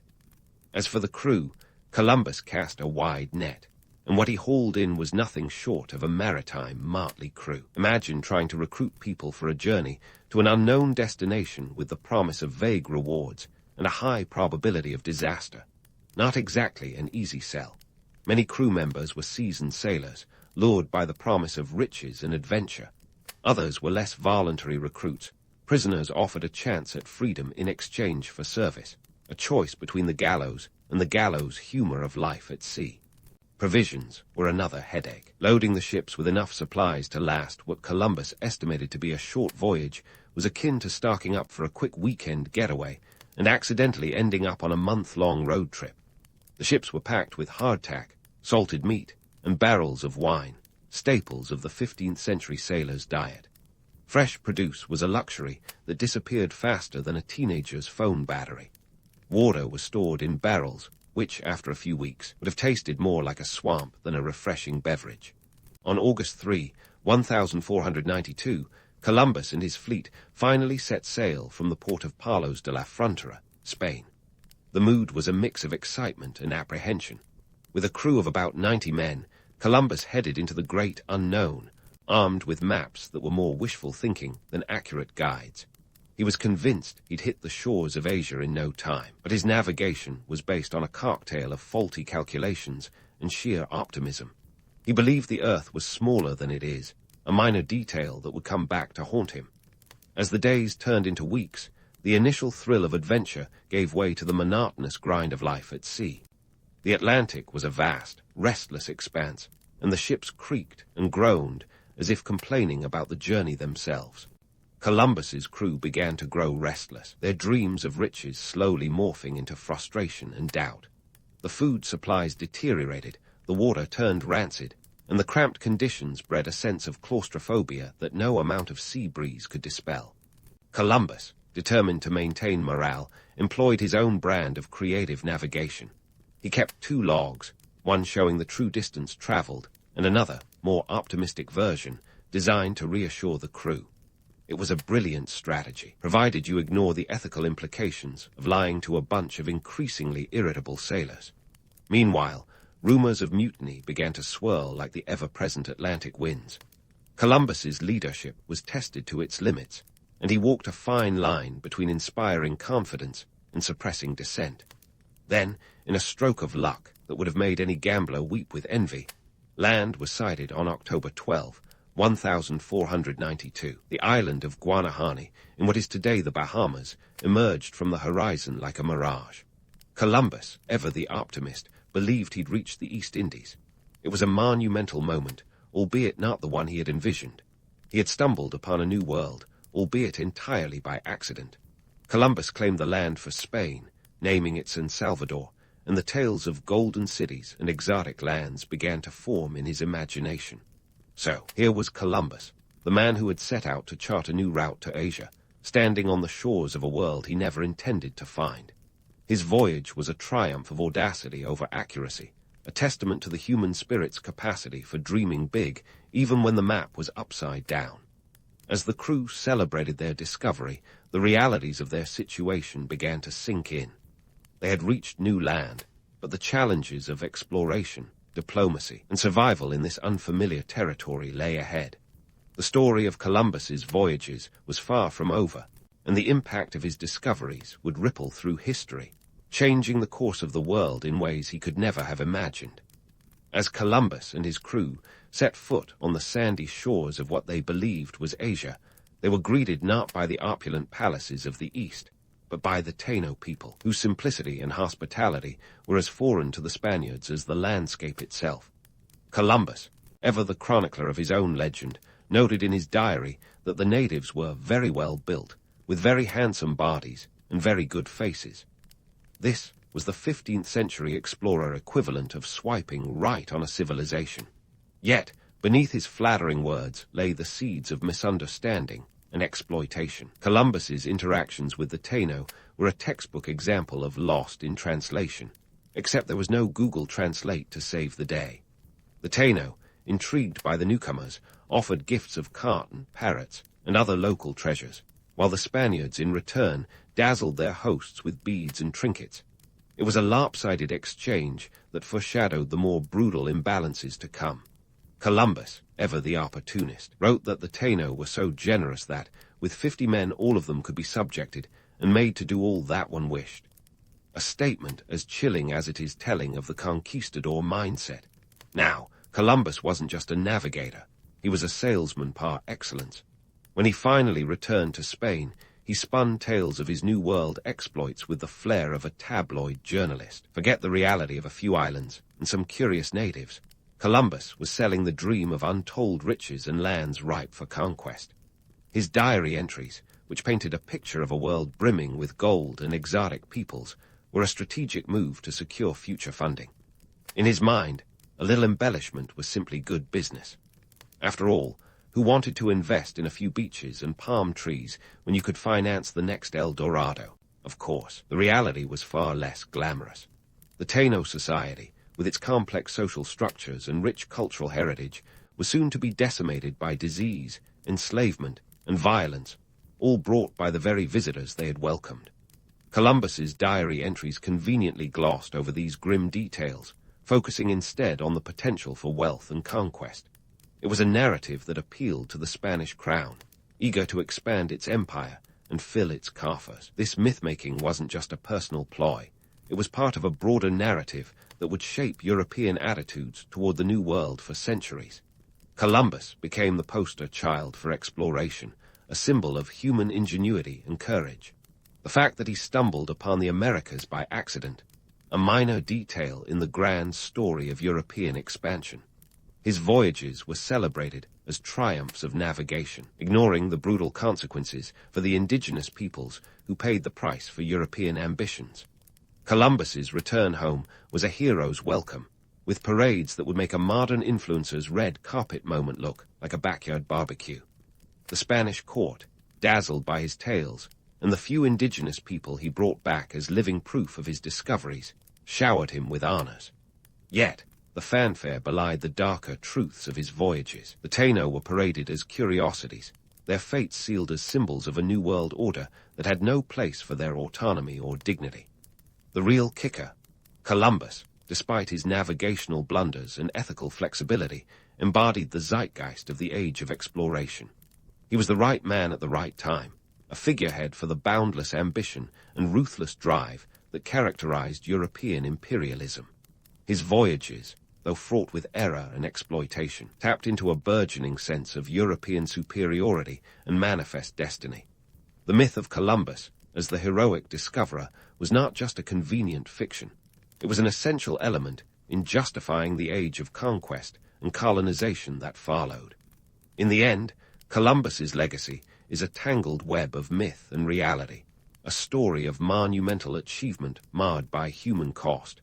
His voyages changed the world, opening up the Americas to European exploration and exploitation. Yet the price was paid by the indigenous peoples who found themselves caught in the crosshairs of history. As we continue to grapple with Columbus's place in the historical pantheon, it's clear that the truth is as complex and multifaceted as the man himself, part visionary, part opportunist, part villain. So, as the sails of the Nina, Pinta, and Santa Maria faded into the horizon, carrying with them the stories and spoils of their journey, a new chapter in history was being written. One filled with the promise of discovery and the peril of conquest, driven by the twin engines of ambition and avarice. Columbus, for better or worse, had set the stage for an era that would reshape the globe, leaving an indelible mark on the world map and the human conscience alike. The saga of his voyages, far from over, would continue to unfold in ways even he could never have imagined. As Columbus sailed back to Spain, basking in the glow of his newfound fame, the ink on his hero's narrative was barely dry before he was itching to return to the Indies for a sequel. Think of him as the 15th century version of a director who's just had a blockbuster hit and is already planning the franchise. But if his first voyage was a wild, albeit accidental, success, his subsequent trips were more like direct-to-DVD flops. Columbus embarked on his second voyage in 1493 with 17 ships and about 200 men, a veritable fleet compared to his previous dinghy-sized entourage. This time, he was armed with papal bulls granting Spain the rights to any lands he might stumble upon, essentially a divine thumbs-up for empire building. His goal, establish permanent colonies and extract the riches he was sure were just waiting to be scooped up like candy at a parade. But spoiler alert, the riches were as elusive as a Wi-Fi signal in the mountains. Upon returning to the Caribbean, the realities of colonization hit Columbus and his crew harder than a tropical storm. They found the settlement of La Navidad, established during his first voyage, in ruins, an ominous sign of things to come. Relationships with the local Taino had soured faster than milk left out in the sun, thanks to the Spaniards' penchant for exploitation and a gift for misunderstanding that could fill a library. Columbus's dreams of a prosperous colony were more than a little misguided. The promised land of gold turned out to be more of a mirage. In his desperate bid to deliver on his promises of wealth to his Spanish patrons, Columbus leaned heavily into the practice of enslaving the Taino people. Here was a man who had sold the New World as a land of opportunity, now resorting to brutal measures to justify his extravagant tales. The gold that was supposed to flow like a river was more of a trickle, and Columbus's reputation back in Spain was starting to tarnish like cheap jewelry. By his third voyage in 1498, Columbus was a man under pressure, and not the kind that makes diamonds. He was tasked with finding the elusive mainland of Asia, but instead he found himself embroiled in political strife and rebellion within the colonies. The Spaniards he brought over were not impressed with the lack of golden streets and five-star accommodations. Instead, they found harsh conditions, rebellion and starvation, a far cry from the paradise Columbus had promised. Columbus's leadership skills, always a bit questionable, now came under intense scrutiny. His governance style could be charitably described as iron-fisted, and his insistence on retaining control turned the colonies into powder kegs ready to explode. Meanwhile, back in Spain, whispers of his mismanagement reached the ears of the monarchs, who began to reconsider their golden boy's capabilities. By the time Columbus set off on his fourth voyage in 1502, his reputation was more battered than a ship in a hurricane. This trip, meant to be a final attempt at finding a passage to the Asian mainland, turned into a disaster of epic proportions. Columbus and his crew faced storms, shipwrecks, and hostilities that would have made even the most resilient explorer throw in the towel. Stranded on the coast of Jamaica for a year, Columbus's desperation reached new heights. He had to use an eclipse to trick the local inhabitants into thinking he had magical powers just to secure food. It was during these years of hardship that the political knives sharpened by his rivals back home began to make their mark. Columbus was no longer the darling of the Spanish court. Instead, he was seen as a liability, a man whose promises of wealth and glory had turned into burdensome debts and diplomatic disasters. The sheer audacity that had once charmed the Spanish crown now seemed reckless and foolhardy. In 1500, a new governor, Francisco de Bobadilla, was sent to the colonies to clean up the mess. Bobadilla's assessment of Columbus's rule was akin to a scathing Yelp review. He arrested Columbus and his brothers, sending them back to Spain in chains, a fall from grace that would have made Icarus nod in sympathy. It seemed the man who had once been hailed as a hero was now little more than a cautionary tale of ambition gone awry. In Spain, Columbus's return was not met with the ticker-tape parades of yore. Instead, he found himself embroiled in legal battles to reclaim his titles and privileges. His once bright star had dimmed considerably, overshadowed by the harsh realities of his ambitions. Though eventually released and pardoned, Columbus never regained the influence or respect he once held. He spent his final years petitioning the Spanish crown for the promises made to him, a shadow of the bold adventurer who had once dared to dream of new worlds, the Columbus that history textbooks often championed. The daring explorer who discovered America was a romanticized version, one that conveniently glossed over the messy, often brutal realities of his expeditions. The truth was that Columbus's voyages were a mixed bag of ambition, error, and exploitation, driven by a relentless quest for glory and wealth that ultimately led to his downfall. So, as the story of Columbus's voyages continued to unfold, it became clear that the man who had once stood at the edge of the known world was now a figure caught in the crosshairs of history, a cautionary tale of ambition's double-edged sword. The legacy he left behind was as tangled and complex as the routes he charted, an indelible mark on the world that would continue to shape the course of history long after his ships had sailed off into the sunset. As Columbus's ships vanished over the horizon, leaving behind a legacy as tangled as a sailor's knot, the man himself found his ambitions shipwrecked on the rocky shores of reality. His latter years were less about exploration and more about wrestling with the shadows of his own myth. Here was a man who had once stood on the precipice of the known world, now reduced to petitioning the Spanish crown for the titles and wealth he believed were rightfully his. It's a bit like a rock star, once adored by millions, now haggling over royalties with a record label that's moved on to the next big thing. Columbus spent his final years in relative obscurity in Valladolid, Spain, a world away from the sunlit shores he had claimed for the Spanish crown. He died on May 20, 1506, still convinced he had found a new route to Asia, a belief as steadfast as a sailor's grip on the helm during a storm. In his mind, he had been a success, a visionary who had opened the door to a world of riches and opportunity. The irony, of course, is that he never quite realized the true magnitude of his discovery. Not a shortcut to Asia, but a whole new continent, hiding in plain sight like an Easter egg in a video game. The impact of Columbus's voyages on European history was nothing short of seismic. His accidental landfall in the Caribbean set off a chain reaction, sparking an age of exploration that would see European powers race to carve up the Americas like a pie at a Thanksgiving feast. Spain, Portugal, England, France, they all got in on the action, their ships crisscrossing the Atlantic like a colonial game of battleship. The economic implications were profound. The influx of gold and silver from the New World fueled European economies, financing wars and transforming Spain into a global superpower. But let's not forget the inflation. The influx of American precious metals caused prices to spike across Europe, a phenomenon known as the price revolution. Yet, while Europe was busy counting its newfound wealth, the indigenous peoples of the Americas were paying a price that couldn't be quantified in gold or silver. In the decades following Columbus's voyages, entire civilizations were decimated by disease, warfare, and exploitation. The Taino population, for instance, plummeted from hundreds of thousands to a mere fraction within a few generations, victims of smallpox, measles, and the brutality of colonial rule. It's a grim reminder that one man's discovery is another's disaster. As we grapple with Columbus's legacy, we're left with a tale as complex as a Renaissance painting, full of light and shadow.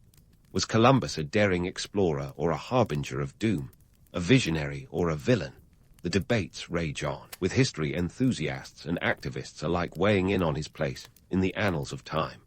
In the United States, Columbus Day has become a flashpoint for these discussions, with some celebrating his achievements and others calling for a re-evaluation of his legacy in light of the suffering his voyages unleashed. The romantic image of Columbus as the intrepid explorer has undeniable appeal. It's a narrative that taps into the human spirit's thirst for adventure and discovery, a story of courage in the face of the unknown. But scratch beneath the surface, and the picture becomes more nuanced, revealing a man driven by ambition and greed. whose actions paved the way for conquest and colonization on an unprecedented scale. In the end, Columbus's story is a cautionary tale, a reminder that history is rarely black and white. It's a tale of exploration and exploitation, of dreams and nightmares, all wrapped up in the sails of the Nina, Pinta, and Santa Maria. His voyages changed the world, marking the dawn of a new era in human history. But as we celebrate the spirit of exploration, we must also remember the human cost of these endeavors, acknowledging the lives altered and lost in the wake of Columbus's discoveries. So, as we close the book on Columbus, let's not forget the lessons his story offers, a testament to the complex tapestry of human history, where the threads of ambition, greed, and discovery are woven together in a pattern that's as intricate as it is enduring. The legacy of Columbus, much like the man himself, is a study in contradictions, an explorer who never found what he was looking for, yet still managed to change the course of history. As we reflect on his life and impact, perhaps the most fitting tribute is to recognize the full spectrum of his legacy, both the light and the dark, the dream and the reality. Marco Polo's story starts in a place where the streets are made of water, not asphalt. That's right, Venice in 1254, a city more famous today for its romantic gondolas and singing boatmen than for its cutthroat merchants. But back then, if you were in the Polo family, you were less about moonlit canals and more about trade routes that could make or break your fortune. This was a time when the phrase cash flow actually meant the steady stream of silk, spices, and other exotic goods that flowed from Asia to Europe. Enter Marco Polo, born into this world of wheeling and dealing, where talk of the Silk Road was the closest thing to a bedtime story. By the time Marco was growing up, Europe was in a bit of a state. Think medieval chaos, with kingdoms playing musical thrones, and the Black Death lurking around like an uninvited guest. But amidst the plague pits and power struggles, the Silk Road was like the internet highway of its day, connecting the East and West in a grand exchange of goods, ideas, and occasionally diseases. Now, Marco wasn't your typical Venetian kid. Forget playing with toy boats in the canals. Young Marco was more likely to be found listening wide-eyed to tales of distant lands from his father, Niccolo, and uncle, Maffei. These two were the original globetrotters who put the wander in wanderlust. In 1260, they set off on a trading journey that would make Magellan look like a homebody. They were gone for a casual 15 years, eventually winding up in the court of Kublai Khan, the Mongol ruler who had more land under his control than you could see on a modern map without scrolling. When Niccolo and Maffei finally returned to Venice, Marco was a teenager, a prime age for rebellion, but instead of sneaking out or defying curfews, he was about to embark on the ultimate gap year. In 1271, when Marco was just 17, he joined his father and uncle on a business trip that was less about weekend getaways and more about multi-year expeditions across continents. Forget your average family road trip. This was the medieval equivalent of backpacking across Asia, but with more camels and fewer hostels. Travel back then was no walk in the park. There were no low-cost airlines or comfy train rides. Instead, you had to deal with the medieval version of TSA, no full-body scans, but plenty of bandits and pirates who take your loot faster than you could say Marco Polo. The journey from Venice to Asia could take years, and we're talking about years of trekking through deserts, mountains, and the occasional hostile territory. Oh, and did I mention the Mongol Empire's postal system? It was like Amazon Prime, minus the 2-day shipping. Marco's first trip was a baptism by fire, with the realities of medieval travel knocking the romanticism right out of him. The route they took covered thousands of miles, through places where the language barrier was the least of their worries. But for Marco, this was an adventure of epic proportions, a chance to see the world beyond the Venetian lagoon and to fill his proverbial basket with stories that would one day make him a household name. Venice may have been his birthplace, but it was Asia that would become his proving ground. This journey was no eat, pray, love odyssey of self-discovery. It was more like walk, bargain, barter, with a side of diplomatic missions.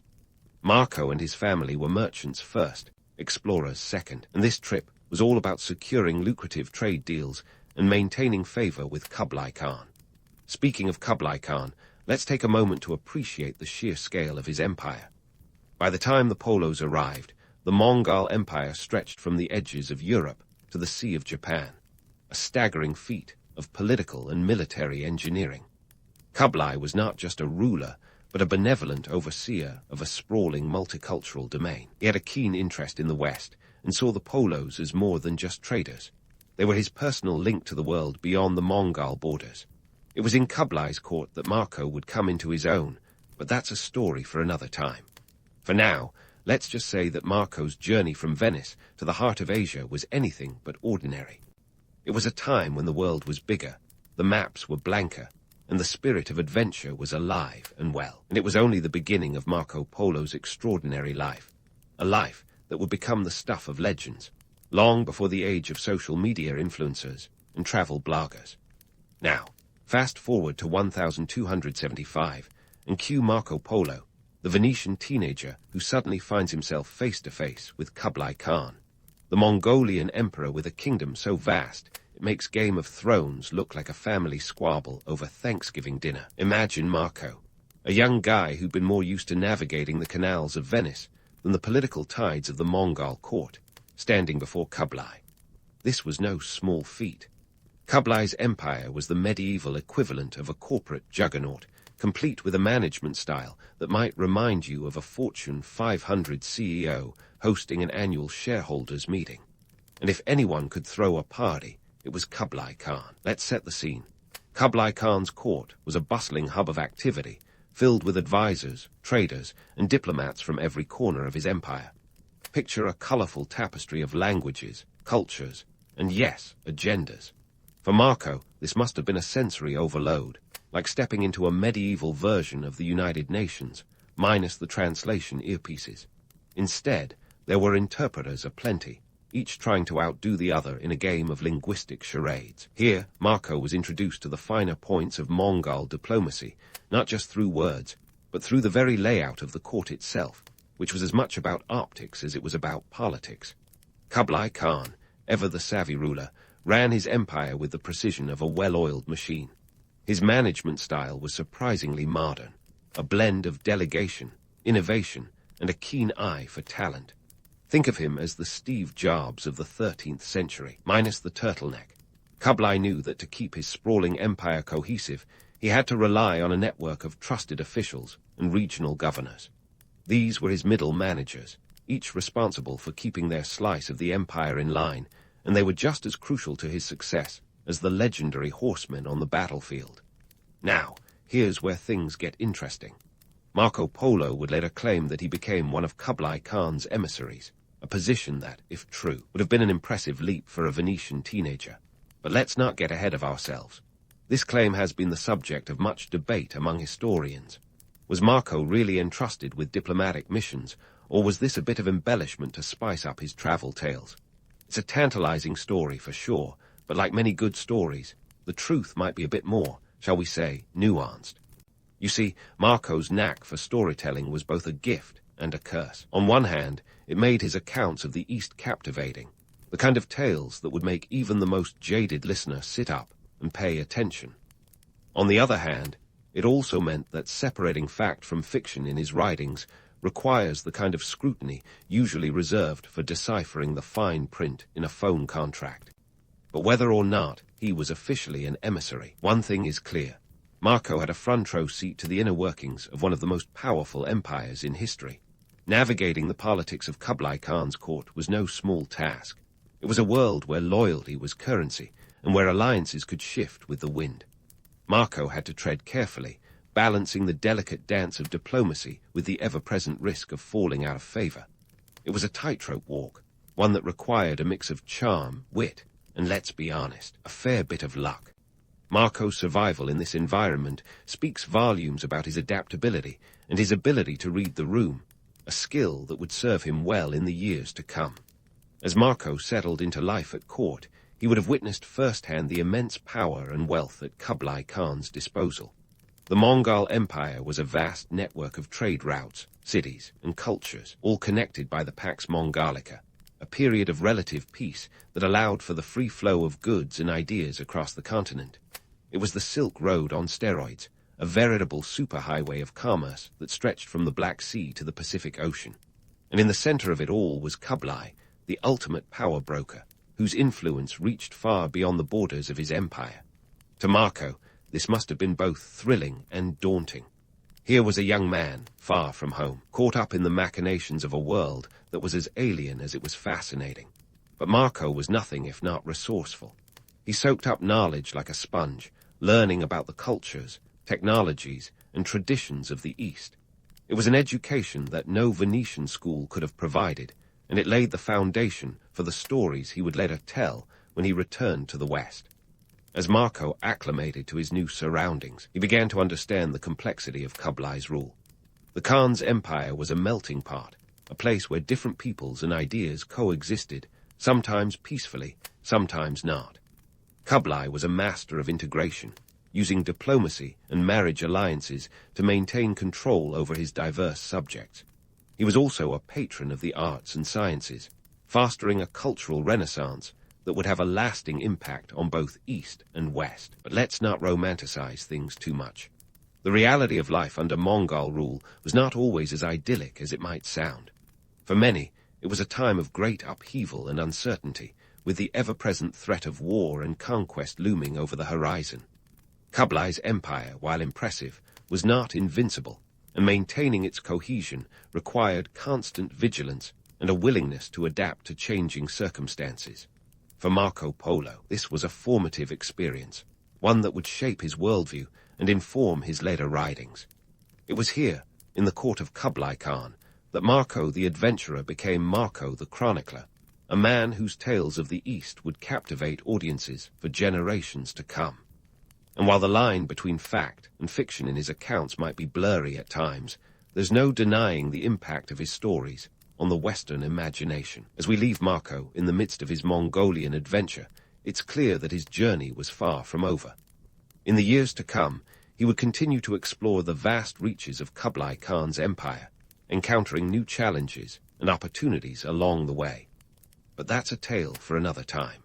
For now, let's just say that Marco Polo's arrival at Kublai's court was the beginning of an extraordinary chapter in his life, one that would cement his place in history as one of the greatest travelers of all time.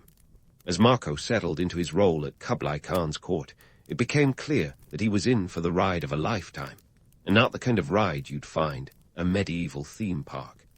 Here was a young Venetian, suddenly thrown into the heart of an empire that stretched across Asia like some kind of political and cultural quilt, each patch more intricate than the last. But Marco wasn't just there to gawk at the tapestry of Mongol power. He was about to see the world in a way few Westerners had before. Now, let's talk about Marco's alleged role as an emissary. The guy had a knack for storytelling, which means that the truth and his tales might have been roommates, but they certainly weren't sharing a bunk bed. According to Marco, he was appointed by Kublai Khan himself to travel across Asia on official missions. Whether or not this was the case, it's clear that Marco was a keen observer of the world around him, and he was about to gather a treasure trove of stories that would make his name echo through history. During his travels, Marco encountered a world that was as colorful as it was complex. He ventured into lands where the customs might have seemed as strange to him as a smartphone would to a medieval knight. Marco claimed to witness the likes of men who could swallow fire without so much as a hiccup in societies where paper currency was used instead of coins, a concept so revolutionary it was like inventing the internet before even the typewriter existed. And then there was the infamous rhinoceros sighting. Picture Marco Polo, the intrepid explorer, squinting in the sun at the beast before him, a creature with a horn on its head, trudging through the landscape like a prehistoric tank. Marco's conclusion: unicorn, he declared, probably with the same conviction that one might claim to have seen Bigfoot. In Marco's defense, the rhinoceros was unlike anything he'd ever seen, and let's be honest, it was a great way to spice up his travel tales. But Marco's adventures were more than just a collection of exotic anecdotes. They were a window into the economic intricacies of the time. The Silk Road wasn't just a trade route. It was the lifeline of empires. We're talking about a network that facilitated the exchange of everything from silk and spices to ideas and innovations. Marco wasn't just some swashbuckling adventurer. He was more like a medieval data analyst, tracking the flow of goods and the shifting dynamics of power. He saw firsthand how the Mongol Empire's control of trade routes allowed it to become an economic powerhouse. And let's not forget the political chessboard Marco found himself on. The Mongol Empire was a web of alliances and rivalries, with Kublai Khan as the spider at its center. Marco had to navigate this complex landscape with the finesse of a diplomat and the shrewdness of a merchant. He witnessed the delicate balance of power that kept the empire intact, a balance that could shift with the slightest breeze of discontent. Speaking of Kublai Khan, here's a ruler who knew the value of PR long before social media managers were a thing. Kublai understood that controlling the narrative was as important as controlling the land. His court was a melting pot of cultures, a place where scholars, artists, and traders mingled in a cacophony of languages and ideas.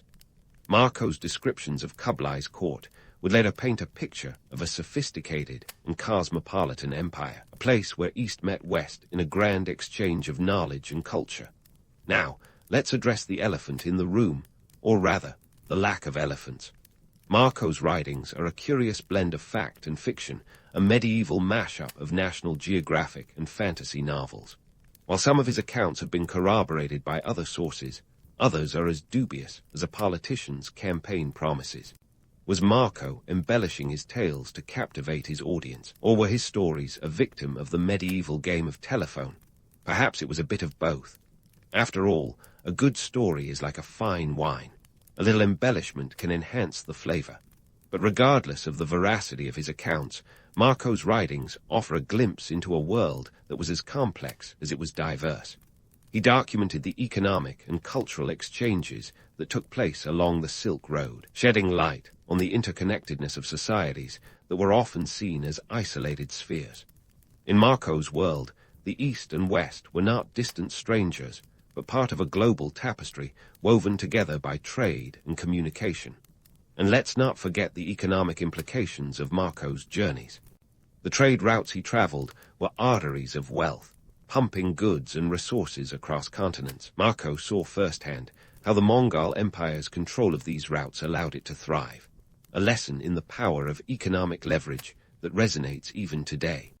He might not have been crunching numbers on a spreadsheet, but Marco understood the value of trade in a way that would make any modern economist nod in approval.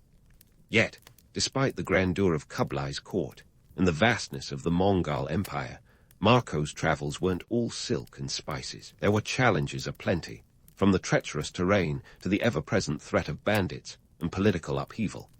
Marco had to rely on his wits and adaptability to navigate these obstacles, a testament to his resilience and resourcefulness. As Marco continued his travels, he ventured into parts of Asia that were as remote as they were mysterious. He witnessed the rise and fall of cities, the ebb and flow of power, and the enduring spirit of human ingenuity. His journeys took him to the edges of the known world, where the maps ended and the legends began.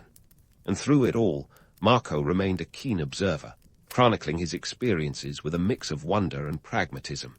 In the end, Marco Polo's adventures were a testament to the power of curiosity and the allure of the unknown. His tales, whether fact or fiction, captured the imagination of generations to come, inspiring explorers, writers, and dreamers alike. Marco's journey was far from over, and the stories he gathered along the way would continue to resonate long after he returned to Venice. But that's a tale for another time. For now, let's leave Marco in the midst of his travels, a young Venetian with a world of stories at his feet and a future of legend ahead. And so, with a knapsack full of tales and a head full of experiences, Marco Polo finally found himself heading back to Venice in 1295. Imagine the scene. Marco, not quite the scruffy backpacker, but certainly not the wealthy merchant type either, returning home after a quarter-century-long gap year. He was like the ultimate travel blogger, minus the blog, but with a much better story to tell. And tell he did, because when he finally arrived in Venice, he came back not with chests of silk and spices, but with a treasure trove of tales that would spark the imaginations of Europeans for centuries. But let's not get ahead of ourselves. Marco's homecoming wasn't exactly a ticker-tape parade. Venice was in the throes of its own issues, namely a little spat with Genoa. Think of it as the medieval version of a sibling rivalry, but with more naval battles, and fewer passive-aggressive family dinners. Marco landed in the middle of this conflict, and before he could even say Silk Road, he found himself captured by Geno's forces during a skirmish in 1298. Now, you might think a Venetian merchant like Marco would have been able to talk his way out of a cell. After all, he'd managed to survive years in the Mongol Empire without getting his head chopped off. But no, Marco found himself languishing in a Genos prison. Instead of wallowing in despair, he decided to put his time to good use. Enter Rusticelo da Pisa, a fellow prisoner with a knack for riding. The two struck up a partnership that would make any modern ghostwriter weep with envy. Together, they penned the travels of Marco Polo, a memoir that was as much a work of literary art as it was a travelogue. Here's the thing. Marco's tales had all the makings of a blockbuster, exotic locales, larger-than-life characters, and a dash of the fantastical. It was like Game of Thrones meets National Geographic, with a sprinkle of Gulliver's Travels for good measure. But let's talk about the elephant in the room, or rather, the unicorn, as Marco might have had you believe. His accounts were filled with wonders that seemed too fantastical to be true. Sure, he described the splendor of Kublai Khan's court, the vastness of the Mongol Empire, and the intricacies of the Silk Road. But he also talked about seeing unicorns, which we now know were most likely rhinoceroses. A forgivable mistake, perhaps, or maybe just a savvy storyteller's flair for drama. Marco's stories were more than just entertainment. They served as the medieval equivalent of a Lonely Planet guidebook. Europeans, who were largely clueless about the East, suddenly had a glimpse into a world that was both terrifyingly vast and tantalizingly rich. The tales fueled imaginations and spurred an interest in exploration that would eventually lead to the Age of Discovery. Marco was the original influencer, shaping perceptions and planting the seeds of wanderlust in the minds of many. But how much of it was true? That's been the million-ducat question for historians. Some claim Marco never even ventured beyond Constantinople, let alone met the Great Khan. Others argue his accounts, while embellished, were rooted in his actual experiences. What we do know is that Marco's writings were a product of their time, a mix of fact, folklore, and the occasional outright fabrication, all wrapped in a narrative that was simply too good to pass up. As for Marco himself, his journey from prisoner to published author was nothing short of remarkable. The Travels of Marco Polo became a medieval bestseller, translated into multiple languages and read by everyone from monks to monarchs.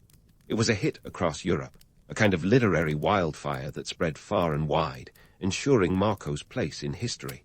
And yet, despite the fame, Marco's life wasn't all glamour and glory. After his release, he returned to Venice, where he resumed his life as a merchant. The city, ever the bustling hub of trade and commerce, was a world unto itself, a place where fortunes could be made and lost with the rise and fall of a single ship's mast. For Marco, the return to everyday life must have been a stark contrast to the adventures he'd lived and the stories he'd spun. The economic realities of the time were harsh. Venice was an epicenter of trade, yes, but also a battleground for political and economic power. The competition was fierce, and the stakes were high. Marco, with his experiences and knowledge of the East, was uniquely positioned to navigate these waters. Yet the question remains, did his tales bring him fortune, or were they merely a means of preserving his legacy? In the end, Marco Polo's story is a fascinating blend of reality and myth, a testament to the power of storytelling and the enduring allure of the unknown. His travels, while perhaps exaggerated, offered a window into a world that was as complex as it was captivating. And though we may never know the full truth behind his tales, there's no denying the impact they've had on the course of history. As we wrap up this chapter of Marco's life, let's leave him in his beloved Venice, a man who, despite the odds, etched his name into the annals of history not with the riches of the East, but with the riches of his imagination. The final chapter awaits, where the legacy of his travels will continue to unfold. But for now, let's reflect on the enduring power of a good story and the extraordinary life of one of history's most enigmatic figures. Marco Polo's legacy is like a well-aged cheese, complex, layered, and with a few holes that only add to its character. By the time the man himself shuffled off this mortal coil in 1324, his stories had already begun to weave themselves into the very fabric of European consciousness. You see, Marco's tales were like a medieval cocktail of truth, exaggeration, and just a sprinkle of fantasy, shaken up and poured into the thirsty minds of Europeans who were desperate for a taste of the exotic East. But let's be honest here. Marco's readers weren't exactly the fact-checking type. In an era when the average person believed in dragons and thought the earth was flatter than a pancake, Marco's tales were taken as gospel truth. And why not? They were rich with details of Kublai Khan's court, descriptions of lands so distant they might as well have been on Mars, and stories of wealth that would make a pirate blush. Marco's accounts were a literary gold mine, and Europe was eager to dig in. Enter Christopher Columbus, the man who would later set sail across the Atlantic thinking he'd find a shortcut to Asia, thanks to Marco's vivid descriptions. Yep, that's right. Columbus was so inspired by Marco's tales that he carried a copy of the travels of Marco Polo on his voyages, complete with his own scribbled notes in the margins. Talk about being a fanboy. Columbus, like many of his contemporaries, was lured by the promise of untold riches and the allure of the unknown, thanks in part to the stories spun by our Venetian adventurer. But here's the rub. Marco's narratives were a double-edged sword.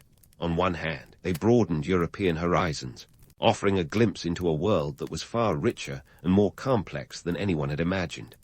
On the other hand, they perpetuated myths and misconceptions that would take centuries to unravel. Marco's descriptions of the East often painted a picture that was as much fiction as fact, a tapestry woven with threads of hyperbole and wonder. Rhinoceroses as unicorns, anyone. Yet, despite, or perhaps because of, these embellishments, Marco's influence on future explorers was undeniable. His stories fueled the age of exploration, inspiring not just Columbus but countless others who sought to chart new territories and claim their piece of the world. And let's not forget the economic undertones of his tales. The Silk Road, as described by Marco, was a highway of wealth, a network of trade routes that promised prosperity to those daring enough to traverse it. For European merchants, it was the ultimate get-rich-quick scheme, albeit with a few more bandits and a lot less insurance. In essence, Marco Polo's legacy is a testament to the power of storytelling, a reminder that a good yarn can transcend borders, fuel dreams, and even alter the course of history. His accounts of the East, whether entirely accurate or not, bridged the gap between two worlds that had long been strangers. They sparked curiosity, ignited ambition, and set the stage for the global exchanges that would follow. And while Marco himself might have blurred the lines between reality and myth, the impact of his tales is as tangible as it is enduring. Now, let's take a step back and consider the bigger picture. Marco Polo came from a time when the known world was a lot smaller and the unknown was a lot scarier. His travels, real or embellished, brought a sense of connection to a Europe that was still reeling from the chaos of medieval life. His stories offered a glimpse of a vast, interconnected world, where cultures mingled and ideas flowed like the spices along the Silk Road. It was a narrative that resonated with a continent hungry for knowledge and driven by the promise of new opportunities. But let's not romanticize things too much. The East-West connection that Marco helped to foster wasn't all silk and spices. It was also about power, politics, and the relentless pursuit of profit. The Mongol Empire, for all its splendor, was a testament to the complex dynamics of control and commerce. Marco's writings highlighted these intricacies, painting a picture of an empire that was as much about economic leverage as it was about cultural exchange. And so, as we wrap up Marco Polo's story, it's clear that his legacy is as multifaceted as the man himself. He was a merchant, an adventurer, a chronicler, and yes, a bit of a storyteller. His accounts, while sometimes stretching the truth, opened up a world of possibility and curiosity for those who came after. They were a reminder that the boundaries of the known world were only as limited as the imagination dared to be. In the end, Marco's legacy isn't just about the places he may have seen or the people he may have met. It's about the stories he left behind, stories that continue to captivate, inspire, and provoke debate to this day. Whether you're a historian, a traveler, or just someone who loves a good tale, Marco Polo's life offers a timeless lesson. Sometimes, the journey is as important as the destination, and the stories we tell along the way have the power to shape the world. So, here's to Marco Polo, a man whose life was as much about the journey as it was about the stories. and whose legacy continues to unfold with every turn of the page. Ramses III strutted onto the stage of ancient Egyptian history with the swagger of a rock star who just found out he's topping the charts. His reign kicked off around 1186 BC, and he didn't just borrow his name from Ramses the Great. He practically copy-pasted the brand. In a world where legacy was written in stone, literally, Ramses III was determined to carve out his own legend. And boy, did he get carving. With more monuments than you could shake a crook and flail at, he was like a pharaoh with a serious case of FOMO, fear of missing obelisks.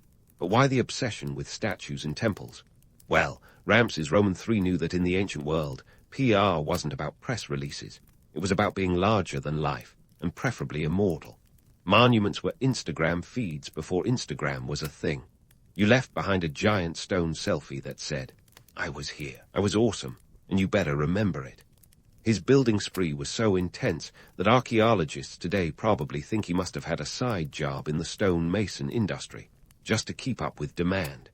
Yet, behind that impressive facade of stone and gold, the state of Egypt's economy was like a sandcastle at high tide.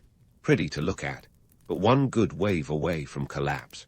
The Nile might have been the lifeblood of Egypt, but the kingdom's finances were bleeding out like a mummy with a papyrus paper cut. Inflation was rising faster than the pyramids ever did, and the treasury was about as full as a camel after a week in the Sahara. Ramses III inherited a kingdom that was still feeling the aftershocks of his predecessor's lavish spending. If ancient Egypt had credit cards, Ramses III would have been getting calls from debt collectors disguised as priests. Even the guards were probably whispering, "Hey, maybe tone it down with the gold-plated everything." But Ramses was not one to back down. He had a reputation to build, a name to uphold, and apparently a contest with his predecessors on who could have the most statues of himself. Now, you might wonder, why bother with all this grandeur if the economy was more fragile than a glass pyramid? Well, Ramses wasn't just playing the long game for himself. He was playing for Egypt's survival. This was a time when the sea peoples were causing more trouble than a band of misfit pirates, raiding and pillaging their way across the Mediterranean. Ramses figured that a little intimidation could go a long way. What better way to scare off invaders than by showing them a country so rich and powerful it could afford to decorate itself like the world's most extravagant birthday cake? Of course, the reality was that Egypt was starting to feel the pressure. Grain shortages were making bread more valuable than gold, and workers were beginning to strike. Yes, even back then, employees were walking off the job, although they didn't have catchy chants or hashtags. When the workers at the royal necropolis downed tools, it wasn't because they wanted better coffee in the break room. They literally wanted bread. Their strike was one of the first recorded in history, and the papyrus detailing their grievances reads like an ancient version of a Yelp review gone wrong. Ramses III had to juggle these internal struggles while maintaining Egypt's external image of power and prosperity. It was like trying to keep a sphinx from sneezing while balancing on a tightrope. His reign was a constant battle to manage resources, keep the workforce happy, and fend off those pesky sea peoples who seemed to think Egypt was the hardest new vacation spot. Amidst this chaos, Ramses III continued his mission to cement his legacy. He wasn't just a pharaoh, he was an architect of his own legend. Every stone laid was a chapter in his story, every monument an exclamation mark in the sentence of his reign. And though the economy was a mess, Ramses III understood that the perception of power was sometimes more important than power itself. After all, when your economy is shakier than a reed boat in a storm, you might as well look fabulous going down with the ship. As the years rolled on, Ramses III's efforts to stabilize Egypt were given the ultimate test. The sea peoples were gathering momentum, threatening to crash into Egypt's borders like a tidal wave of discontent. Ramses wasn't about to let them have the last word. He marshaled his forces, using Egypt's remaining resources to defend the land with a ferocity that would make even the guards sit up and take notice. In a series of battles that would go down in history, Ramses III turned back the tide, proving that even if Egypt's coffers were empty, its resolve was anything but. So, there you have it. Ramses III, the pharaoh who took on more than just the crown. He built monuments like a man possessed, fought off invaders with everything he had, and somehow managed to keep an economy afloat that was more whole than boat. His story is one of triumph and turmoil, a testament to the power of image and the limits of wealth.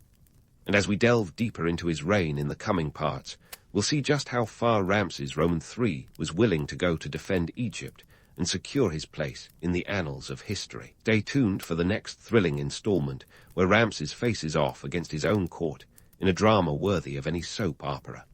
And just as Ramses Roman III was preparing to face his own court in a drama that would make any soap opera writer jealous, the Sea Peoples decided to drop by unannounced, like that one friend who never calls ahead but expects you to be ready to party. These guys weren't just the ancient world's most infamous gate crashers. They were a veritable storm on the Mediterranean horizon, sweeping across lands and leaving chaos in their wake. Who exactly were they? Well, that's the million-cubit question, isn't it? Historians are still scratching their heads over it. Were they a coalition of disgruntled sailors, marauding warriors, or maybe the ancient equivalent of a traveling rock band gone rogue? Whoever they were, they brought a storm that threatened to engulf Egypt's shores. Now, Ramses Roman III wasn't about to let these uninvited guests waltz into his kingdom and start rearranging the furniture. Enter the Battle of the Delta, one of the most famous and frankly bizarre military confrontations of the ancient world. Picture this. It's around 1175 BC, and Ramses Roman III is rallying his troops for a showdown that's part military strategy, part logistical nightmare. The Sea Peoples had already made their way through the Mediterranean, collecting victories like they were going out of style. They'd even taken a swing at the Hittites and the Mycenaeans, leaving a trail of toppled kingdoms in their wake. But Ramses wasn't about to let Egypt become another notch on their proverbial belt. The battle itself played out like an ancient action movie, only with more sand and less CGI. Ramses positioned his forces along the Nile Delta, turning the river into a defensive line that would make any tactician proud. The Egyptians took to their ships, ready to face the invaders on water as well as land. But here's where things get truly wild. Ramses' strategy was to basically turn the delta into the world's largest booby trap. He'd lined the banks with archers and stationed ships at strategic points, ready to rain down arrows on any enemy foolish enough to enter the kill zone. And enter they did. The Sea Peoples, perhaps overconfident from their previous successes, sailed straight into the trap. Ramses unleashed a hailstorm of arrows, while his ships engaged in close combat. The Nile Delta became a watery grave for many of the invaders. It was a military masterstroke that combined cunning strategy with the sheer will to defend his homeland. Think of it as an ancient version of tower defense, only with real towers and real stakes. But let's not romanticize this too much. The logistics of ancient warfare were nothing short of a headache wrapped in a riddle. Moving armies was a Herculean task, and getting everyone fed and armed was a feat in itself. Supplies had to be transported across vast distances, often by foot or by boat, with no GPS or walkie-talkies to coordinate the chaos. Just imagine trying to keep track of thousands of soldiers, all while ensuring they didn't run out of arrows or, heaven forbid, beer. Because let's face it, morale is a big deal when you're facing down a horde of invaders. And speaking of dubious strategies, let's not forget the Sea Peoples themselves. Their decision to sail into the Delta could be seen as either incredibly brave or incredibly foolish. Did they underestimate Ramses' ability to rally his defenses, or were they simply overconfident from their previous victories? Either way, their tactics left a lot to be desired when faced with the cunning and preparation of an Egyptian pharaoh who was determined to defend his kingdom at all costs. Ramses' victory at the Battle of the Delta wasn't just a military triumph. It was a PR coup that sent a clear message. Egypt was not to be trifled with. The pharaoh's skillful defense of his territory became the stuff of legend, immortalized in the grand reliefs and inscriptions that adorned his temples. It was a story of David versus Goliath, with Ramses playing the underdog who outsmarted a seemingly unstoppable force. Of course, it didn't hurt that he had the resources of an entire nation at his disposal, even if those resources were feeling the strain of economic woes. Yet behind the grand narrative of heroism and victory lay the harsh realities of life in ancient Egypt. The kingdom's economy, already teetering on the brink, felt the weight of the war effort like a camel overloaded with gold. Every arrow, every ship, Every soldier represented a cost that Egypt could barely afford. Inflation continued to rise, and the strain on the kingdom's resources was palpable. Ramses' victory was as much a testament to his ability to juggle these pressures as it was to his military prowess. And so, the legend of Ramses Roman III grew, bolstered by his success against the Sea Peoples. He'd proven himself a formidable leader, a pharaoh who could not only build monuments, but also defend them. Yet the challenges were far from over. As Egypt celebrated its triumph, the pharaoh knew that the real battle was to secure the future of his kingdom, to navigate the turbulent waters of economic instability and internal strife. The Sea Peoples had been turned back, but the waves of change continued to crash against the shores of Egypt. Stay tuned for the next installment, where we'll dive deeper into Ramses' reign and explore the intrigues of his court, a place as full of drama and deception as any modern-day thriller. Because if there's one thing history teaches us, it's that power is never as simple or as secure as it seems. After the dust settled and the Sea Peoples were sent packing, Ramses Roman III had to pivot from warfare to domestic affairs, swapping his military strategist hat for something more akin to a political juggler's cap. You see, managing Egypt's internal dynamics was no less daunting than repelling invaders. It was like keeping a pyramid balanced on a tightrope while someone kept adding more limestone blocks. Ramses' domestic policies were a mix of innovation and improvisation, like a pharaoh hosting an ancient infomercial promising prosperity to anyone who would listen. But much like those late-night TV ads, the reality of his policies often fell short of the glossy promises. Let's talk taxes. Ramses Roman III knew that to keep Egypt running and his monuments rising, he needed a steady stream of revenue. His solution: tax the heck out of everything. If it could be counted, weighed, or measured, it was taxed. Grain, livestock, fish, you name it. Ramses basically turned Egypt into a giant ancient tax farm. But here's the catch. The more he squeezed, the harder life got for the average Joe, or rather, the average Amenhotep. Inflation surged like the Nile during flood season, and the people of Egypt found themselves drowning in financial woes.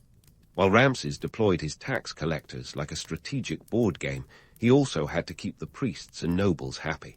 And oh boy, did they demand some serious pampering. Think of it as the ancient version of keeping your board of directors satisfied while the workforce grumbles in the break room. Ramses showered the temples with riches, ensuring that the priests sang his praises and invoked the gods to keep Egypt safe and prosperous. The Temple of Ammon at Karnak, it was like the Las Vegas of religious sites, glittering with gold and overflowing with offerings. But with so much wealth flowing to the temples, the state treasury was starting to look like a teenager's bank account after a weekend shopping spree. Meanwhile, the nobles were kept content with land grants and titles, cementing their loyalty, or at least their silence. Ramses had to play a delicate game of power politics, balancing the interests of various factions like a cat, with one paw in each of 4 bowls of milk.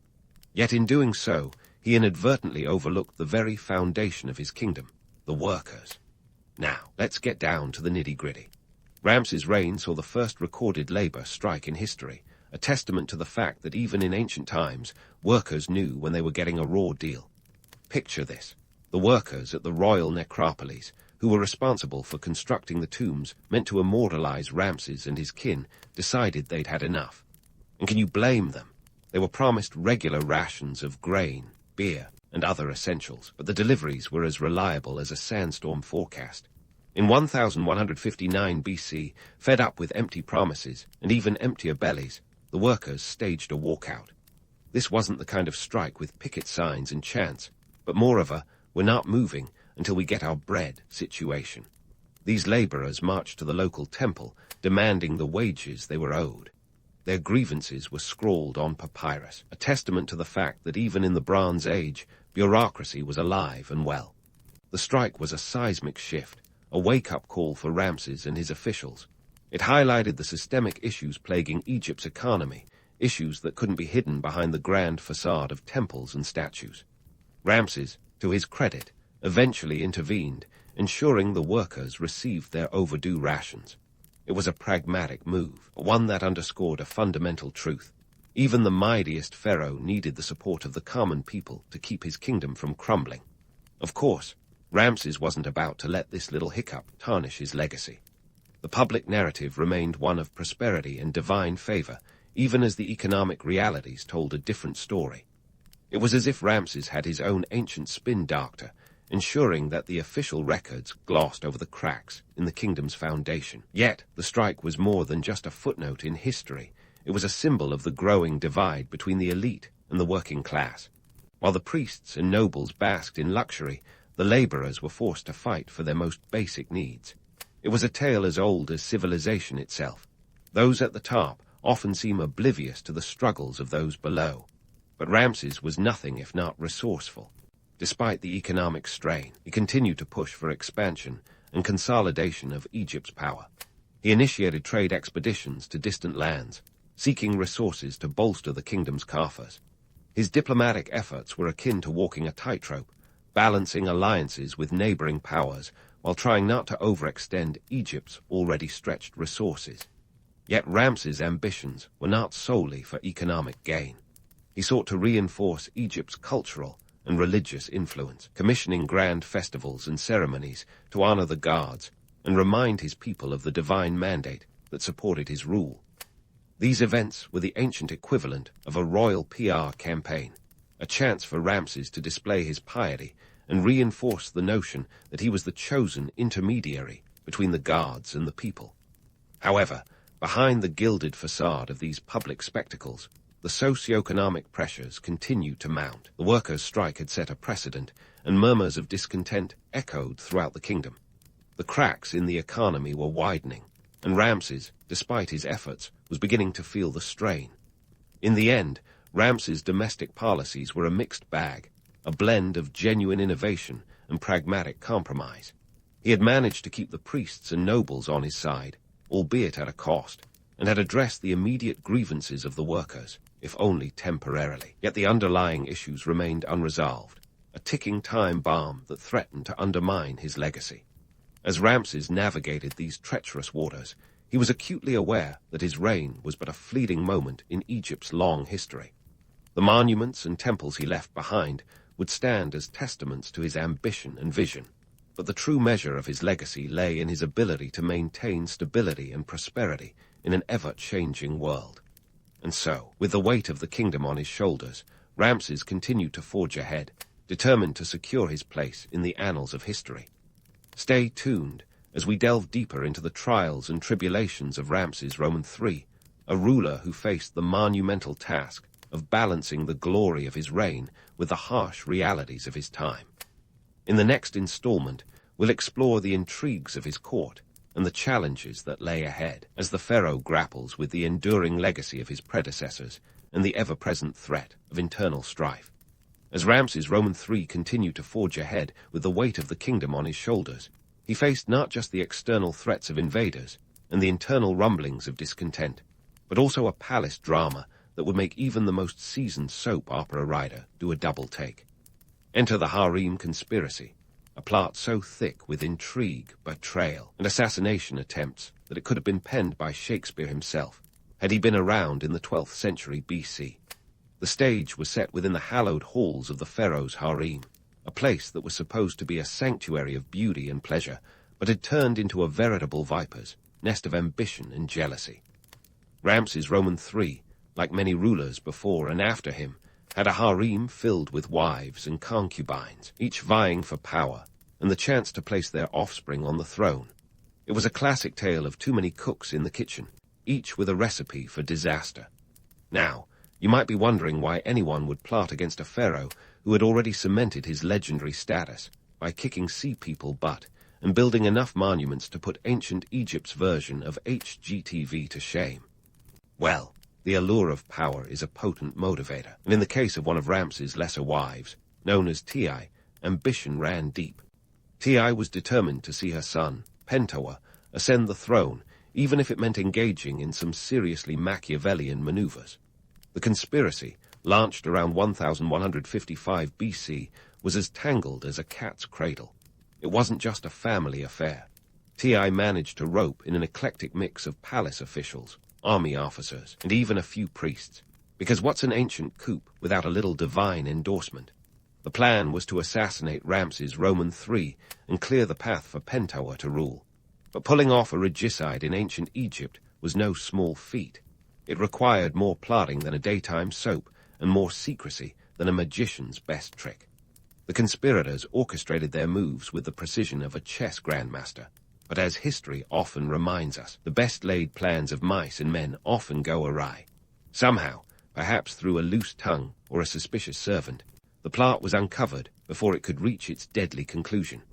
Ramses Roman III's response was swift and decisive, unleashing a wave of trials that exposed the rotten core festering within his court. What followed was a spectacle that could rival any courtroom drama. The trials of the conspirators were recorded on the so-called Judicial Papyrus of Turin, a document that reads like an ancient episode of Law and Order, Egypt edition. The accused were subjected to intense scrutiny, with the Pharaoh's officials determined to root out every last conspirator. It was a purge worthy of its own Netflix series, minus the binge-watching. The trials revealed a shocking level of betrayal and deceit, painting a picture of a court where backstabbing wasn't just a metaphor, it was practically a hobby. In total, over 30 individuals were implicated in the conspiracy, a veritable who's who of Ramses' inner circle. The sentences meted out were harsh, with many conspirators facing execution or forced suicide. Ti and her son Pentower weren't spared from this brutal justice. They were likely executed, ensuring they wouldn't pose a threat to the throne. Yet for all the drama and intrigue, the conspirators' ultimate failure highlighted the unyielding grip Ramses Roman III held over his court. He was a ruler who could face down foreign invaders and internal enemies with equal resolve. It's a testament to the pharaoh's iron will and political acumen that he not only survived the conspiracy, but emerged with his authority intact, if not strengthened. But let's not kid ourselves here. The Harem conspiracy, as thrilling as it was, also exposed the darker side of pharaonic rule. It was a reminder that behind the grand facades of temples and monuments lay a world of ambition, jealousy, and cutthroat politics. The notion of a divine ruler ordained by the gods was all well and good, but the reality was that even the most godlike of kings had to navigate a treacherous political landscape where trust was a rare commodity. In the aftermath of the trials, Ramses Roman III must have felt the sting of betrayal keenly.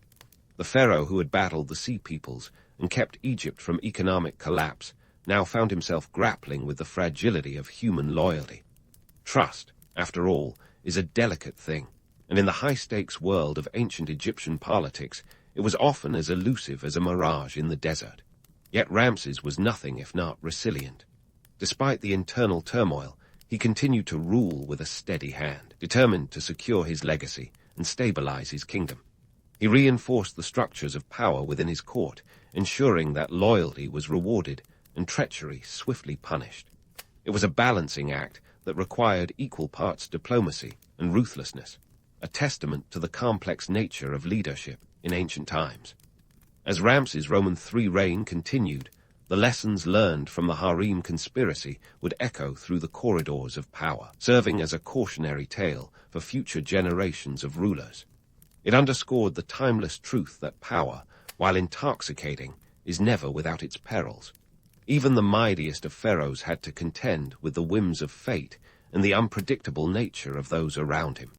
And so, as Ramses Roman III navigated the choppy waters of his later years, he did so with the knowledge that his legacy would be shaped not just by his victories on the battlefield or his monuments of stone, but by his ability to manage the ever-shifting sands of palace intrigue.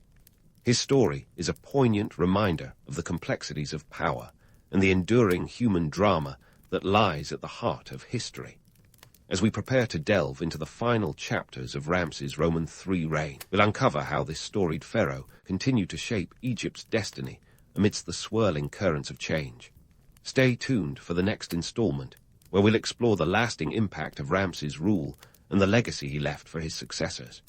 As Ramses Roman III's reign approached its twilight, the sands of time were running faster than a chariot in full gallop, and with them came the inevitable reflection on legacy. No pharaoh worth his weight in gold or grain, given Egypt's economic hiccups, could ignore the importance of how history would remember him. Ramses Roman III, the man who had played the double role of Egypt's defender and domestic dancer on a knife edge, knew his story was etched not just in stone, but in the fragile papyrus of human memory. Let's rewind a bit to take a closer look at one of Ramses' crowning achievements, the mortuary temple of Medinet Habu. Think of it as his personal hall of fame, sprawling complex that was as much about spiritual devotion as it was about shouting, "I was here, and wasn't I spectacular?" Nestled on the west bank of the Nile, this temple was Ramses' magnum opus, a stone tapestry of battle scenes and divine endorsements that screamed power and piety.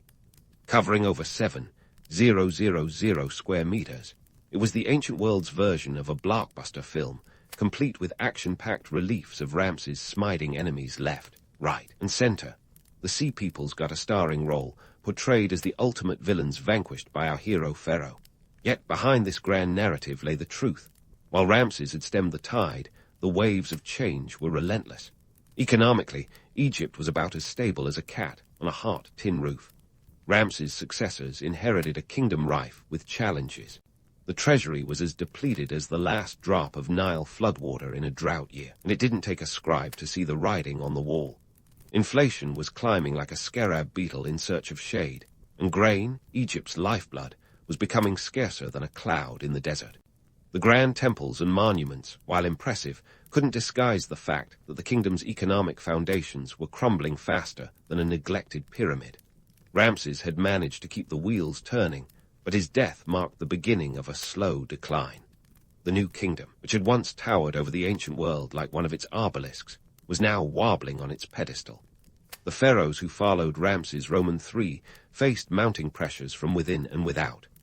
Assassination attempts, palace intrigue, and the ever-looming threat of foreign powers were the new normal, a precarious dance of survival in a world that was becoming increasingly unpredictable. Yet, even as the cracks in his legacy began to show, Ramses Roman III's reputation as a storied ruler persisted, thanks in no small part to the enduring allure of his monuments.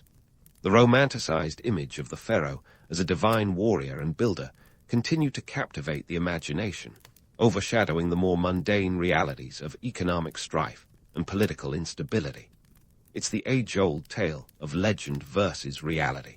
While the stone carvings depicted a golden age, the papyrus records revealed an empire struggling to maintain its grip.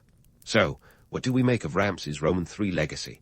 Was he the last great pharaoh of Egypt, or merely the last one to keep the facade intact? The truth, as always, lies somewhere in between. Ramses was undoubtedly a formidable leader, a man who could rally his forces against impassable odds and emerge victorious.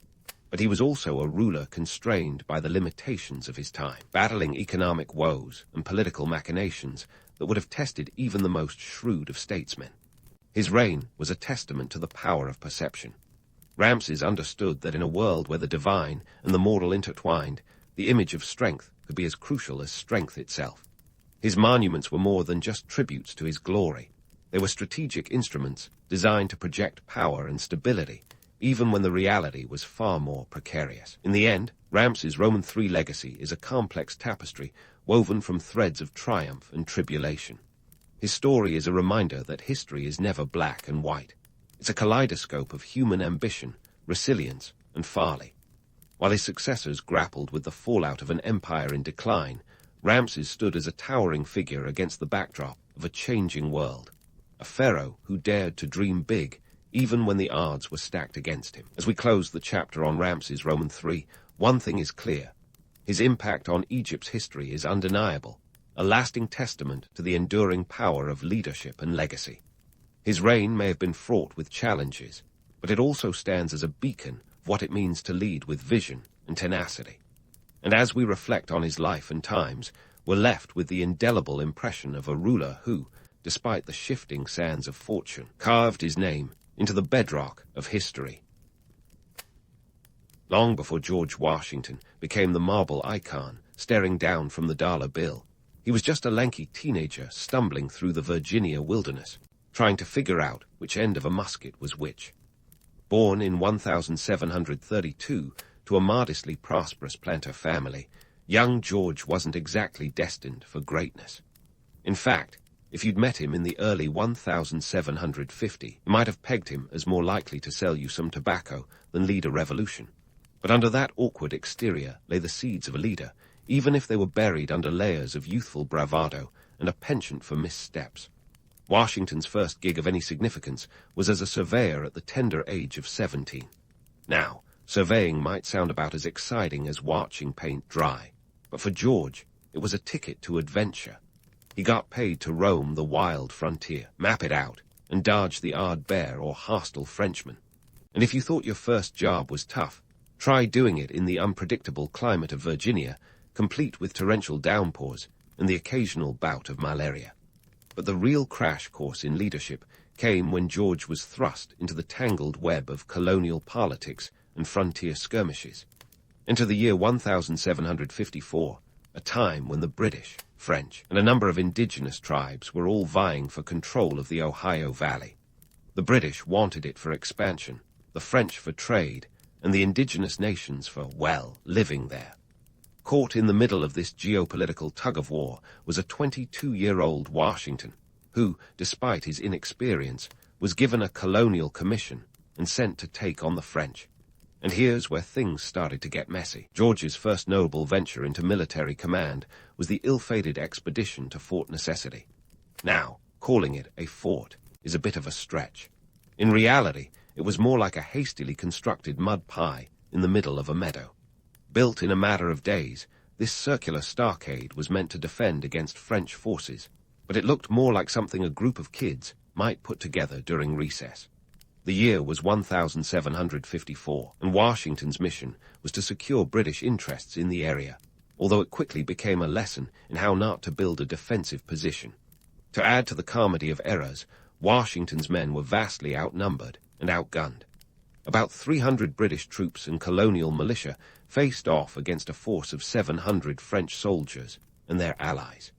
The French, led by the capable Louis Coulon de Villiers, didn't even break a sweat. It began to rain, because of course it did, turning the already precarious situation into a soggy nightmare. Washington's men were knee-deep in mud, their gunpowder was wet, and morale was sinking faster than the stockade's makeshift roof. In the face of these overwhelming odds, Washington did what any sensible man might do. He surrendered, but not without a little unintentional drama first. The surrender document, written in French, contained language that Washington didn't quite grasp, particularly a line admitting to the assassination of a French officer, which wasn't exactly the PR spin he was going for. This fiasco at Fort Necessity marked the only time Washington ever surrendered in his military career. It was a humbling experience, to say the least. But here's the kicker. Despite the ignominious defeat, Washington emerged with his reputation mostly intact. The British seemed to appreciate his tenacity and potential, even if his execution was a bit lackluster. It was a classic case of failing upwards, a theme that would resonate throughout his career. So why does this early chapter in Washington's life matter? Because it shows us that great leaders aren't born, they're forged in the fires of trial and error. Washington's early blunder taught him invaluable lessons about leadership, strategy, and humility. He learned firsthand the importance of preparation, the need for clear communication, and the value of adapting to circumstances, lessons that would serve him well when facing the British 2 decades later.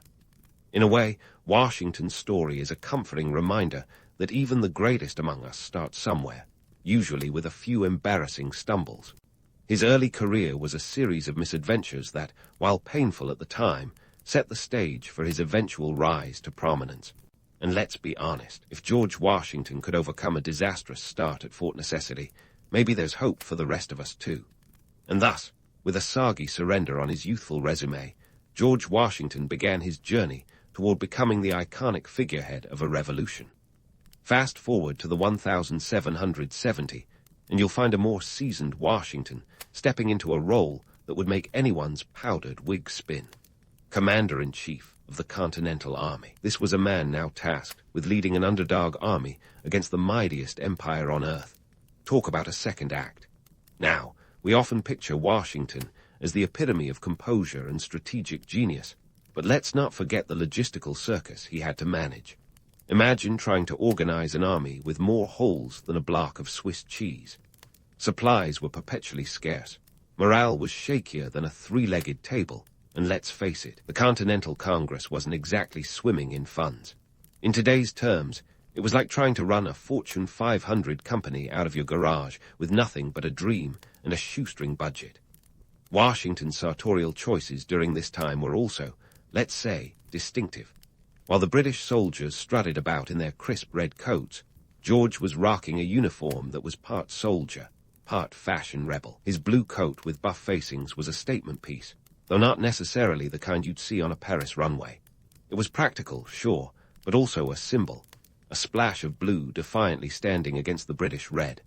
That said, practicality had its limits, as the weather often left his troops shivering in threadbare rags rather than strutting in tailored military chic.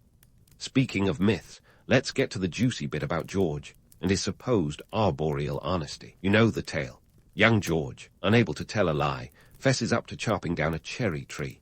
It's a charming story, immortalized in countless textbooks and children's tales. But spoiler alert, it's about as factual as a unicorn sighting.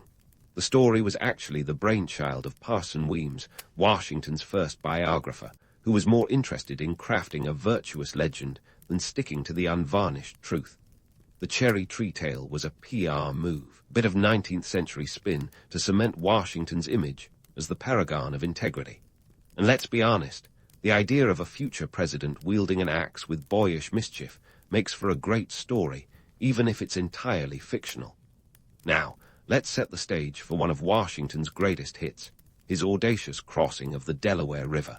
It's been immortalized in paintings and pop culture, but the reality was less about heroics and more about sheer survival. On the night of December 25, 1776, Washington led 400 troops across the icy Delaware in a surprise attack on the Hessian forces in Trenton. This was no picturesque sleigh ride. It was a midnight march through hell. The weather was brutal, with ice floes threatening to turn the river into a graveyard. The troops, many without proper boots, left a trail of bloody footprints in the snow, a sobering reminder of the harsh conditions they faced. Once across, the Americans managed to capture nearly 900 Hessian soldiers. This was a much-needed morale boost and a strategic win at a time when the revolution was teetering on the brink. But what Hollywood often glosses over is the sheer grit and desperation behind this victory. Washington wasn't just leading men into battle. He was leading them out of despair. This was about turning the tide when all seemed lost, about gambling everything on a long shot and beating the odds. What made Washington's leadership during the Revolution so remarkable wasn't just his strategic mind or battlefield tactics. It was his ability to inspire and hold together an army that had every reason to fall apart. He wasn't just a commander.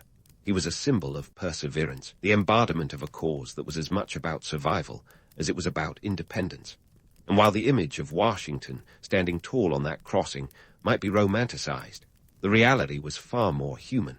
A leader willing to endure the same freezing misery as his men.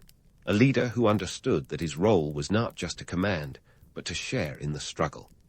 As we delve deeper into Washington's revolutionary saga, it becomes clear that his story is as much about the myth as it is about the man. Behind the stoic portraits and grandiose tales lies a leader who faced monumental challenges with a combination of grit, humility, and more than a few strokes of luck. He was a man who, despite the odds, managed to steer the fledgling United States through its turbulent birth, all while wearing a uniform that was as much a patchwork of practicality as it was a banner of defiance. Stay tuned, because the roller coaster of Washington's leadership is far from over. The revolution still has many battles to fight, and our fearless leader has plenty more sleepless nights and strategic gambles ahead. Just remember, if George Washington could cross an icy river in the dead of night and come out victorious, there's hope for all of us stuck in our own personal battles. As George Washington stepped off the battlefield and into the role of the first president of the United States, he traded his muddy boots for something a bit more polished, though the challenges he faced were no less formidable. It's easy to picture Washington's presidency as a grand parade of triumphs, but let's not kid ourselves. He wasn't just handed the keys to a well-oiled machine. Instead, he was given a fledgling nation held together by the political equivalent of duct tape and good intentions. So, what's the first item on the agenda when you're the newly minted leader of a country that's fresh out of a revolution? Well, how about figuring out how to pay the bills? Cue the national debt crisis, a delightful inheritance from the Revolutionary War. The young nation owed approximately $77 million, a figure that might not raise eyebrows today, but was a gargantuan sum back in the 18th century. Enter Alexander Hamilton, Washington's Secretary of the Treasury, and the man with a plan. Hamilton proposed the establishment of a national bank, a move that was as controversial as it was crucial. Now, why was this such a hot topic? Picture this. The idea of a national bank was like suggesting to add pineapple on a pizza, divisive, to say the least.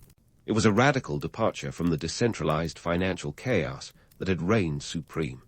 Hamilton argued that a national bank would stabilize the economy, manage the nation's debt, and create a uniform currency. But critics, including Thomas Jefferson, saw it as a power grab that threatened states' rights. Washington, caught in the middle, eventually sided with Hamilton, signing the bank bill into law in 1791. It was a pivotal moment, setting the groundwork for the nation's financial system, even if it ruffled a few powdered wigs along the way. But Washington's presidency wasn't just about dollars and cents. It was also about keeping the nation from tearing itself apart at the seams. The fledgling United States was a patchwork of regional loyalties and conflicting interests. The Whiskey Rebellion of 1794 serves as a perfect example of the tensions simmering beneath the surface. Faced with a federal tax on whiskey, an important source of income for frontier farmers, Pennsylvania saw its citizens rise in protest. It was a test of federal authority, and Washington responded decisively, leading a militia force of about 13,000 men to quash the rebellion. It was a clear message. The federal government was not to be trifled with, even if it meant marching into the heart of the Appalachian Mountains. Then there was the matter of foreign policy, a tightrope walk across a geopolitical minefield. Washington's goal was clear: avoid getting entangled in the European conflicts that had a nasty habit of escalating. And let's be honest, with Britain and France squabbling like old frenemies, it was a tall order. Washington's proclamation of neutrality in 1793 declared that the U.S. would remain impartial, a policy designed to keep the young nation from being dragged into wars it could ill afford. It was a strategy rooted in pragmatism, though not without its critics who accused Washington of cowardice, or worse, favoritism. But let's get to the juicy bit, the legend of Washington's refusal of a third term. The story goes that he gracefully stepped down after 2 terms, setting a precedent of peaceful transition of power. It's a narrative that paints him as the ultimate statesman, a modern-day Cincinnatus returning to his farm. But was it really as noble as it sounds? The truth is, by the end of his 2nd term, Washington was exhausted. The presidency had taken its toll on his health, and the political infighting had worn him down. Moreover, he was wary of setting a monarchical precedent. So, while the legend of altruistic resignation adds a nice sheen to his legacy, the reality was probably a mix of personal fatigue and political foresight. Washington's farewell address in 1796 is often remembered for its warnings against political parties and entangling alliances. It was a blueprint for the nation's future, though hindsight suggests we didn't exactly stick to the script. Still, his decision to step down was groundbreaking. It was a moment of self-restraint that solidified the democratic principles the nation was built upon, proving that the presidency was never meant to be a lifetime appointment. As we prepare to dive deeper into the final chapters of Washington's life, it's clear that his presidency was defined by a series of delicate balancing acts. From economic policy to national unity, his leadership was a dance between idealism and pragmatism, with each step carefully measured against the backdrop of a nation finding its footing. Washington wasn't just a figurehead. He was a trailblazer, navigating uncharted waters with a steady hand and a resolute heart. And while the myths surrounding him are captivating, the reality of his leadership is perhaps even more extraordinary, a testament to the power of perseverance and the enduring spirit of a man who helped shape the course of history. Stay tuned, because there's more to uncover about Washington's enduring impact on the young United States and how his legacy continues to influence the nation centuries later. The journey isn't over yet, and as always, the best stories are the ones that keep us coming back for more. And so, With a mix of exhaustion and relief, George Washington bid farewell to the presidency, slipping out of the political spotlight like a rock star, retiring to his ranch. Except instead of a ranch, he had the sprawling estate of Mount Vernon. Now, if you're picturing Washington kicking back with a mint julep, you've got the wrong idea. This was retirement 18th century style, which meant trading political headaches for the back-breaking business of plantation management. And let's not forget, Mount Vernon wasn't just any old farm. It was a 600-acre behemoth, home to a small village of workers and enslaved individuals whose labor kept it running. Washington had always fancied himself a gentleman farmer, but let's not romanticize it. The economic realities of plantation life were as harsh as the Virginia summer sun. Running Mount Vernon required a keen eye for detail and a head for numbers. Washington was deeply involved in the day-to-day operations, from crop rotation to livestock management. He experimented with new agricultural techniques and was a stickler for record-keeping. His account books were as meticulous as they were revealing. And speaking of crops, tobacco, once the golden child of Virginia agriculture, had depleted the soil, forcing Washington to pivot to wheat as the plantation's mainstay. Now, here's a bit of myth-busting for you. The image of Washington as a benevolent master, strolling through fields of golden wheat, is about as accurate as a GPS with a bad signal. The truth is, his wealth and status were built on the backs of enslaved labor.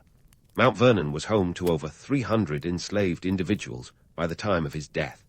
That's a sobering number that shatters the genteel image often associated with Washington's post-presidency life. And while we're debunking, let's tackle the legend of Washington's enlightened views on slavery. It's tempting to paint him as a closet abolitionist, but the reality was murkier. Sure, Washington privately expressed discomfort with the institution of slavery and even supported gradual emancipation schemes. But for the majority of his life, he didn't take any significant steps to end it.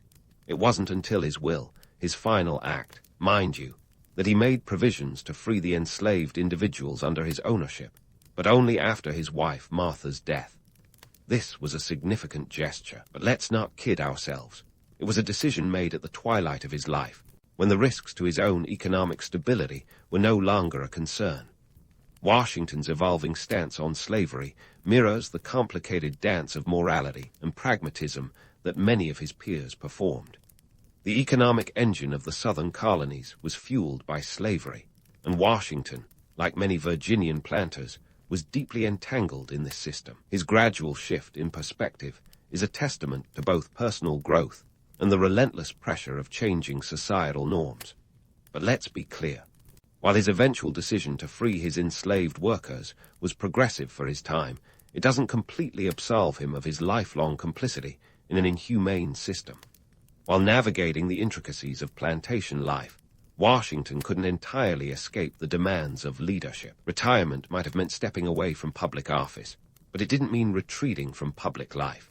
His correspondence was a veritable who's who of the early republic, with letters flying back and forth between Mount Vernon and the movers and shakers of the new nation. Washington's advice was still sought after, and his opinions carried weight. He was, after all, the OG of American statesmen. And then there were the visitors. Mount Vernon became a revolving door of guests, from curious European nobles to everyday Americans eager to shake hands with the living legend. Washington played the gracious host, but let's not pretend he wasn't occasionally exhausted by the constant stream of admirers. After all, he was a man who had spent years in the public eye, and even legends need a little peace and quiet. Despite his attempts to step back, Washington's presence was still felt on the national stage. His support for the emerging Federalist Party, for instance, helped shape the political landscape of the newly formed United States. Even in retirement, he was a political strategist, pulling strings from his Virginia estate. His endorsement was a valuable commodity, a nod from the man who had somehow become the de facto father of the nation.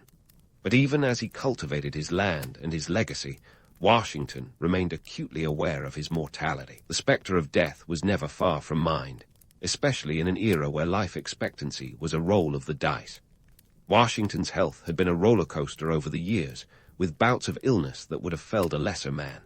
Yet he endured, a testament to both his resilience and perhaps a touch of good fortune. As Washington spent his final years at Mount Vernon, he began to reflect more deeply on his place in history. The myths and legends were already starting to solidify around him, but he knew all too well the man behind the marble. He was a leader forged in the crucible of conflict, a man who had navigated the turbulent waters of revolution and nation-building with a steady hand, if not always a spotless record. And so, as we leave Mount Vernon and look toward the final chapter of Washington's life, it's clear that his retirement was anything but peaceful. It was a time of reflection and responsibility, a period where the weight of his legacy was as tangible as the crops he tended.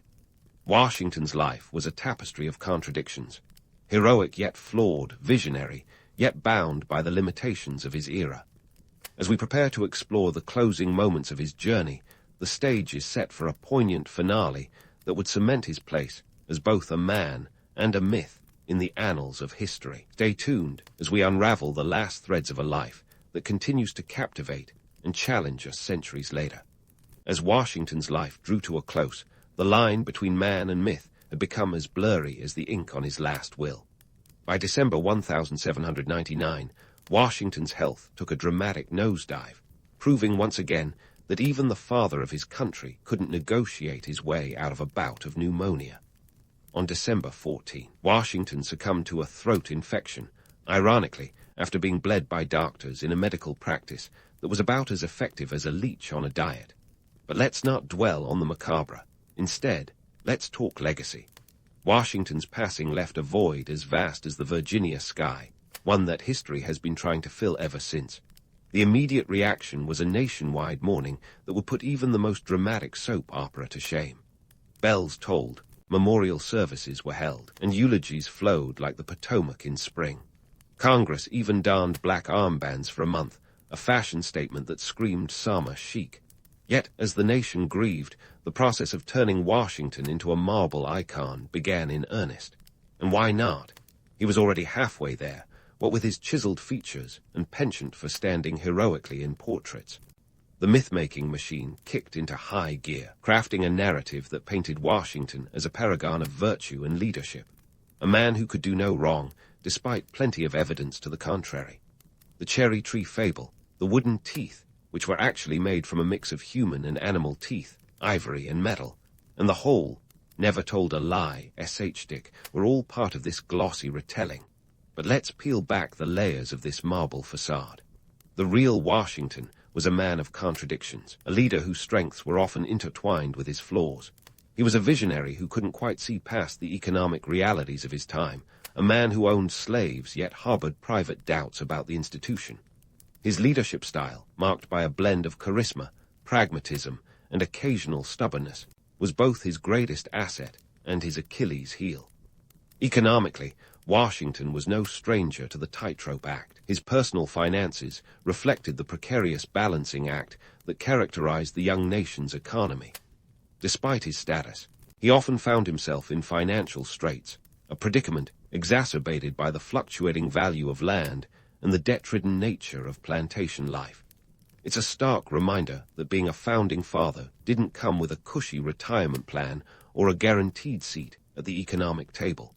Politically, Washington was the glue that held a fractious nation together. His ability to navigate the treacherous waters of early American politics was nothing short of remarkable. He was the steady hand on the tiller, steering the ship of state through storms of partisanship and foreign entanglements.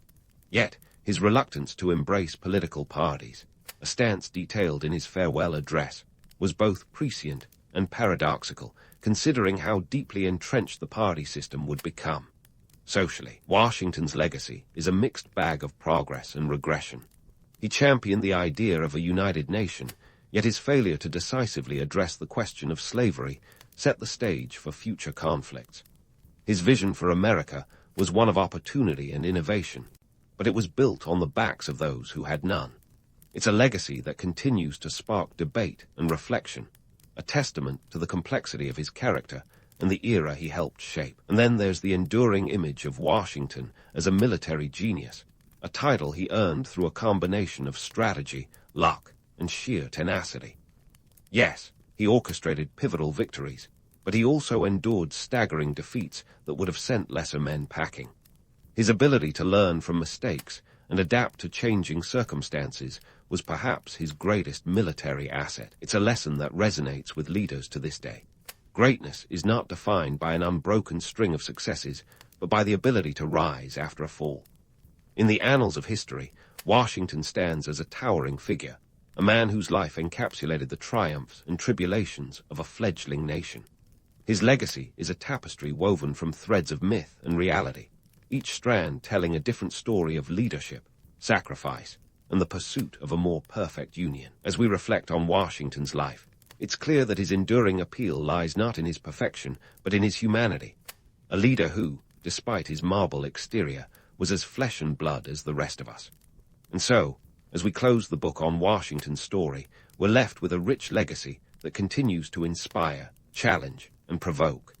His life was a masterclass in leadership, a testament to the power of perseverance and vision in the face of seemingly insurmountable odds. Whether you're a history buff, a leader in the making, or just someone trying to make sense of the world, there's something in Washington's story for everyone. A reminder that even the greatest figures in history were, at their core, simply human.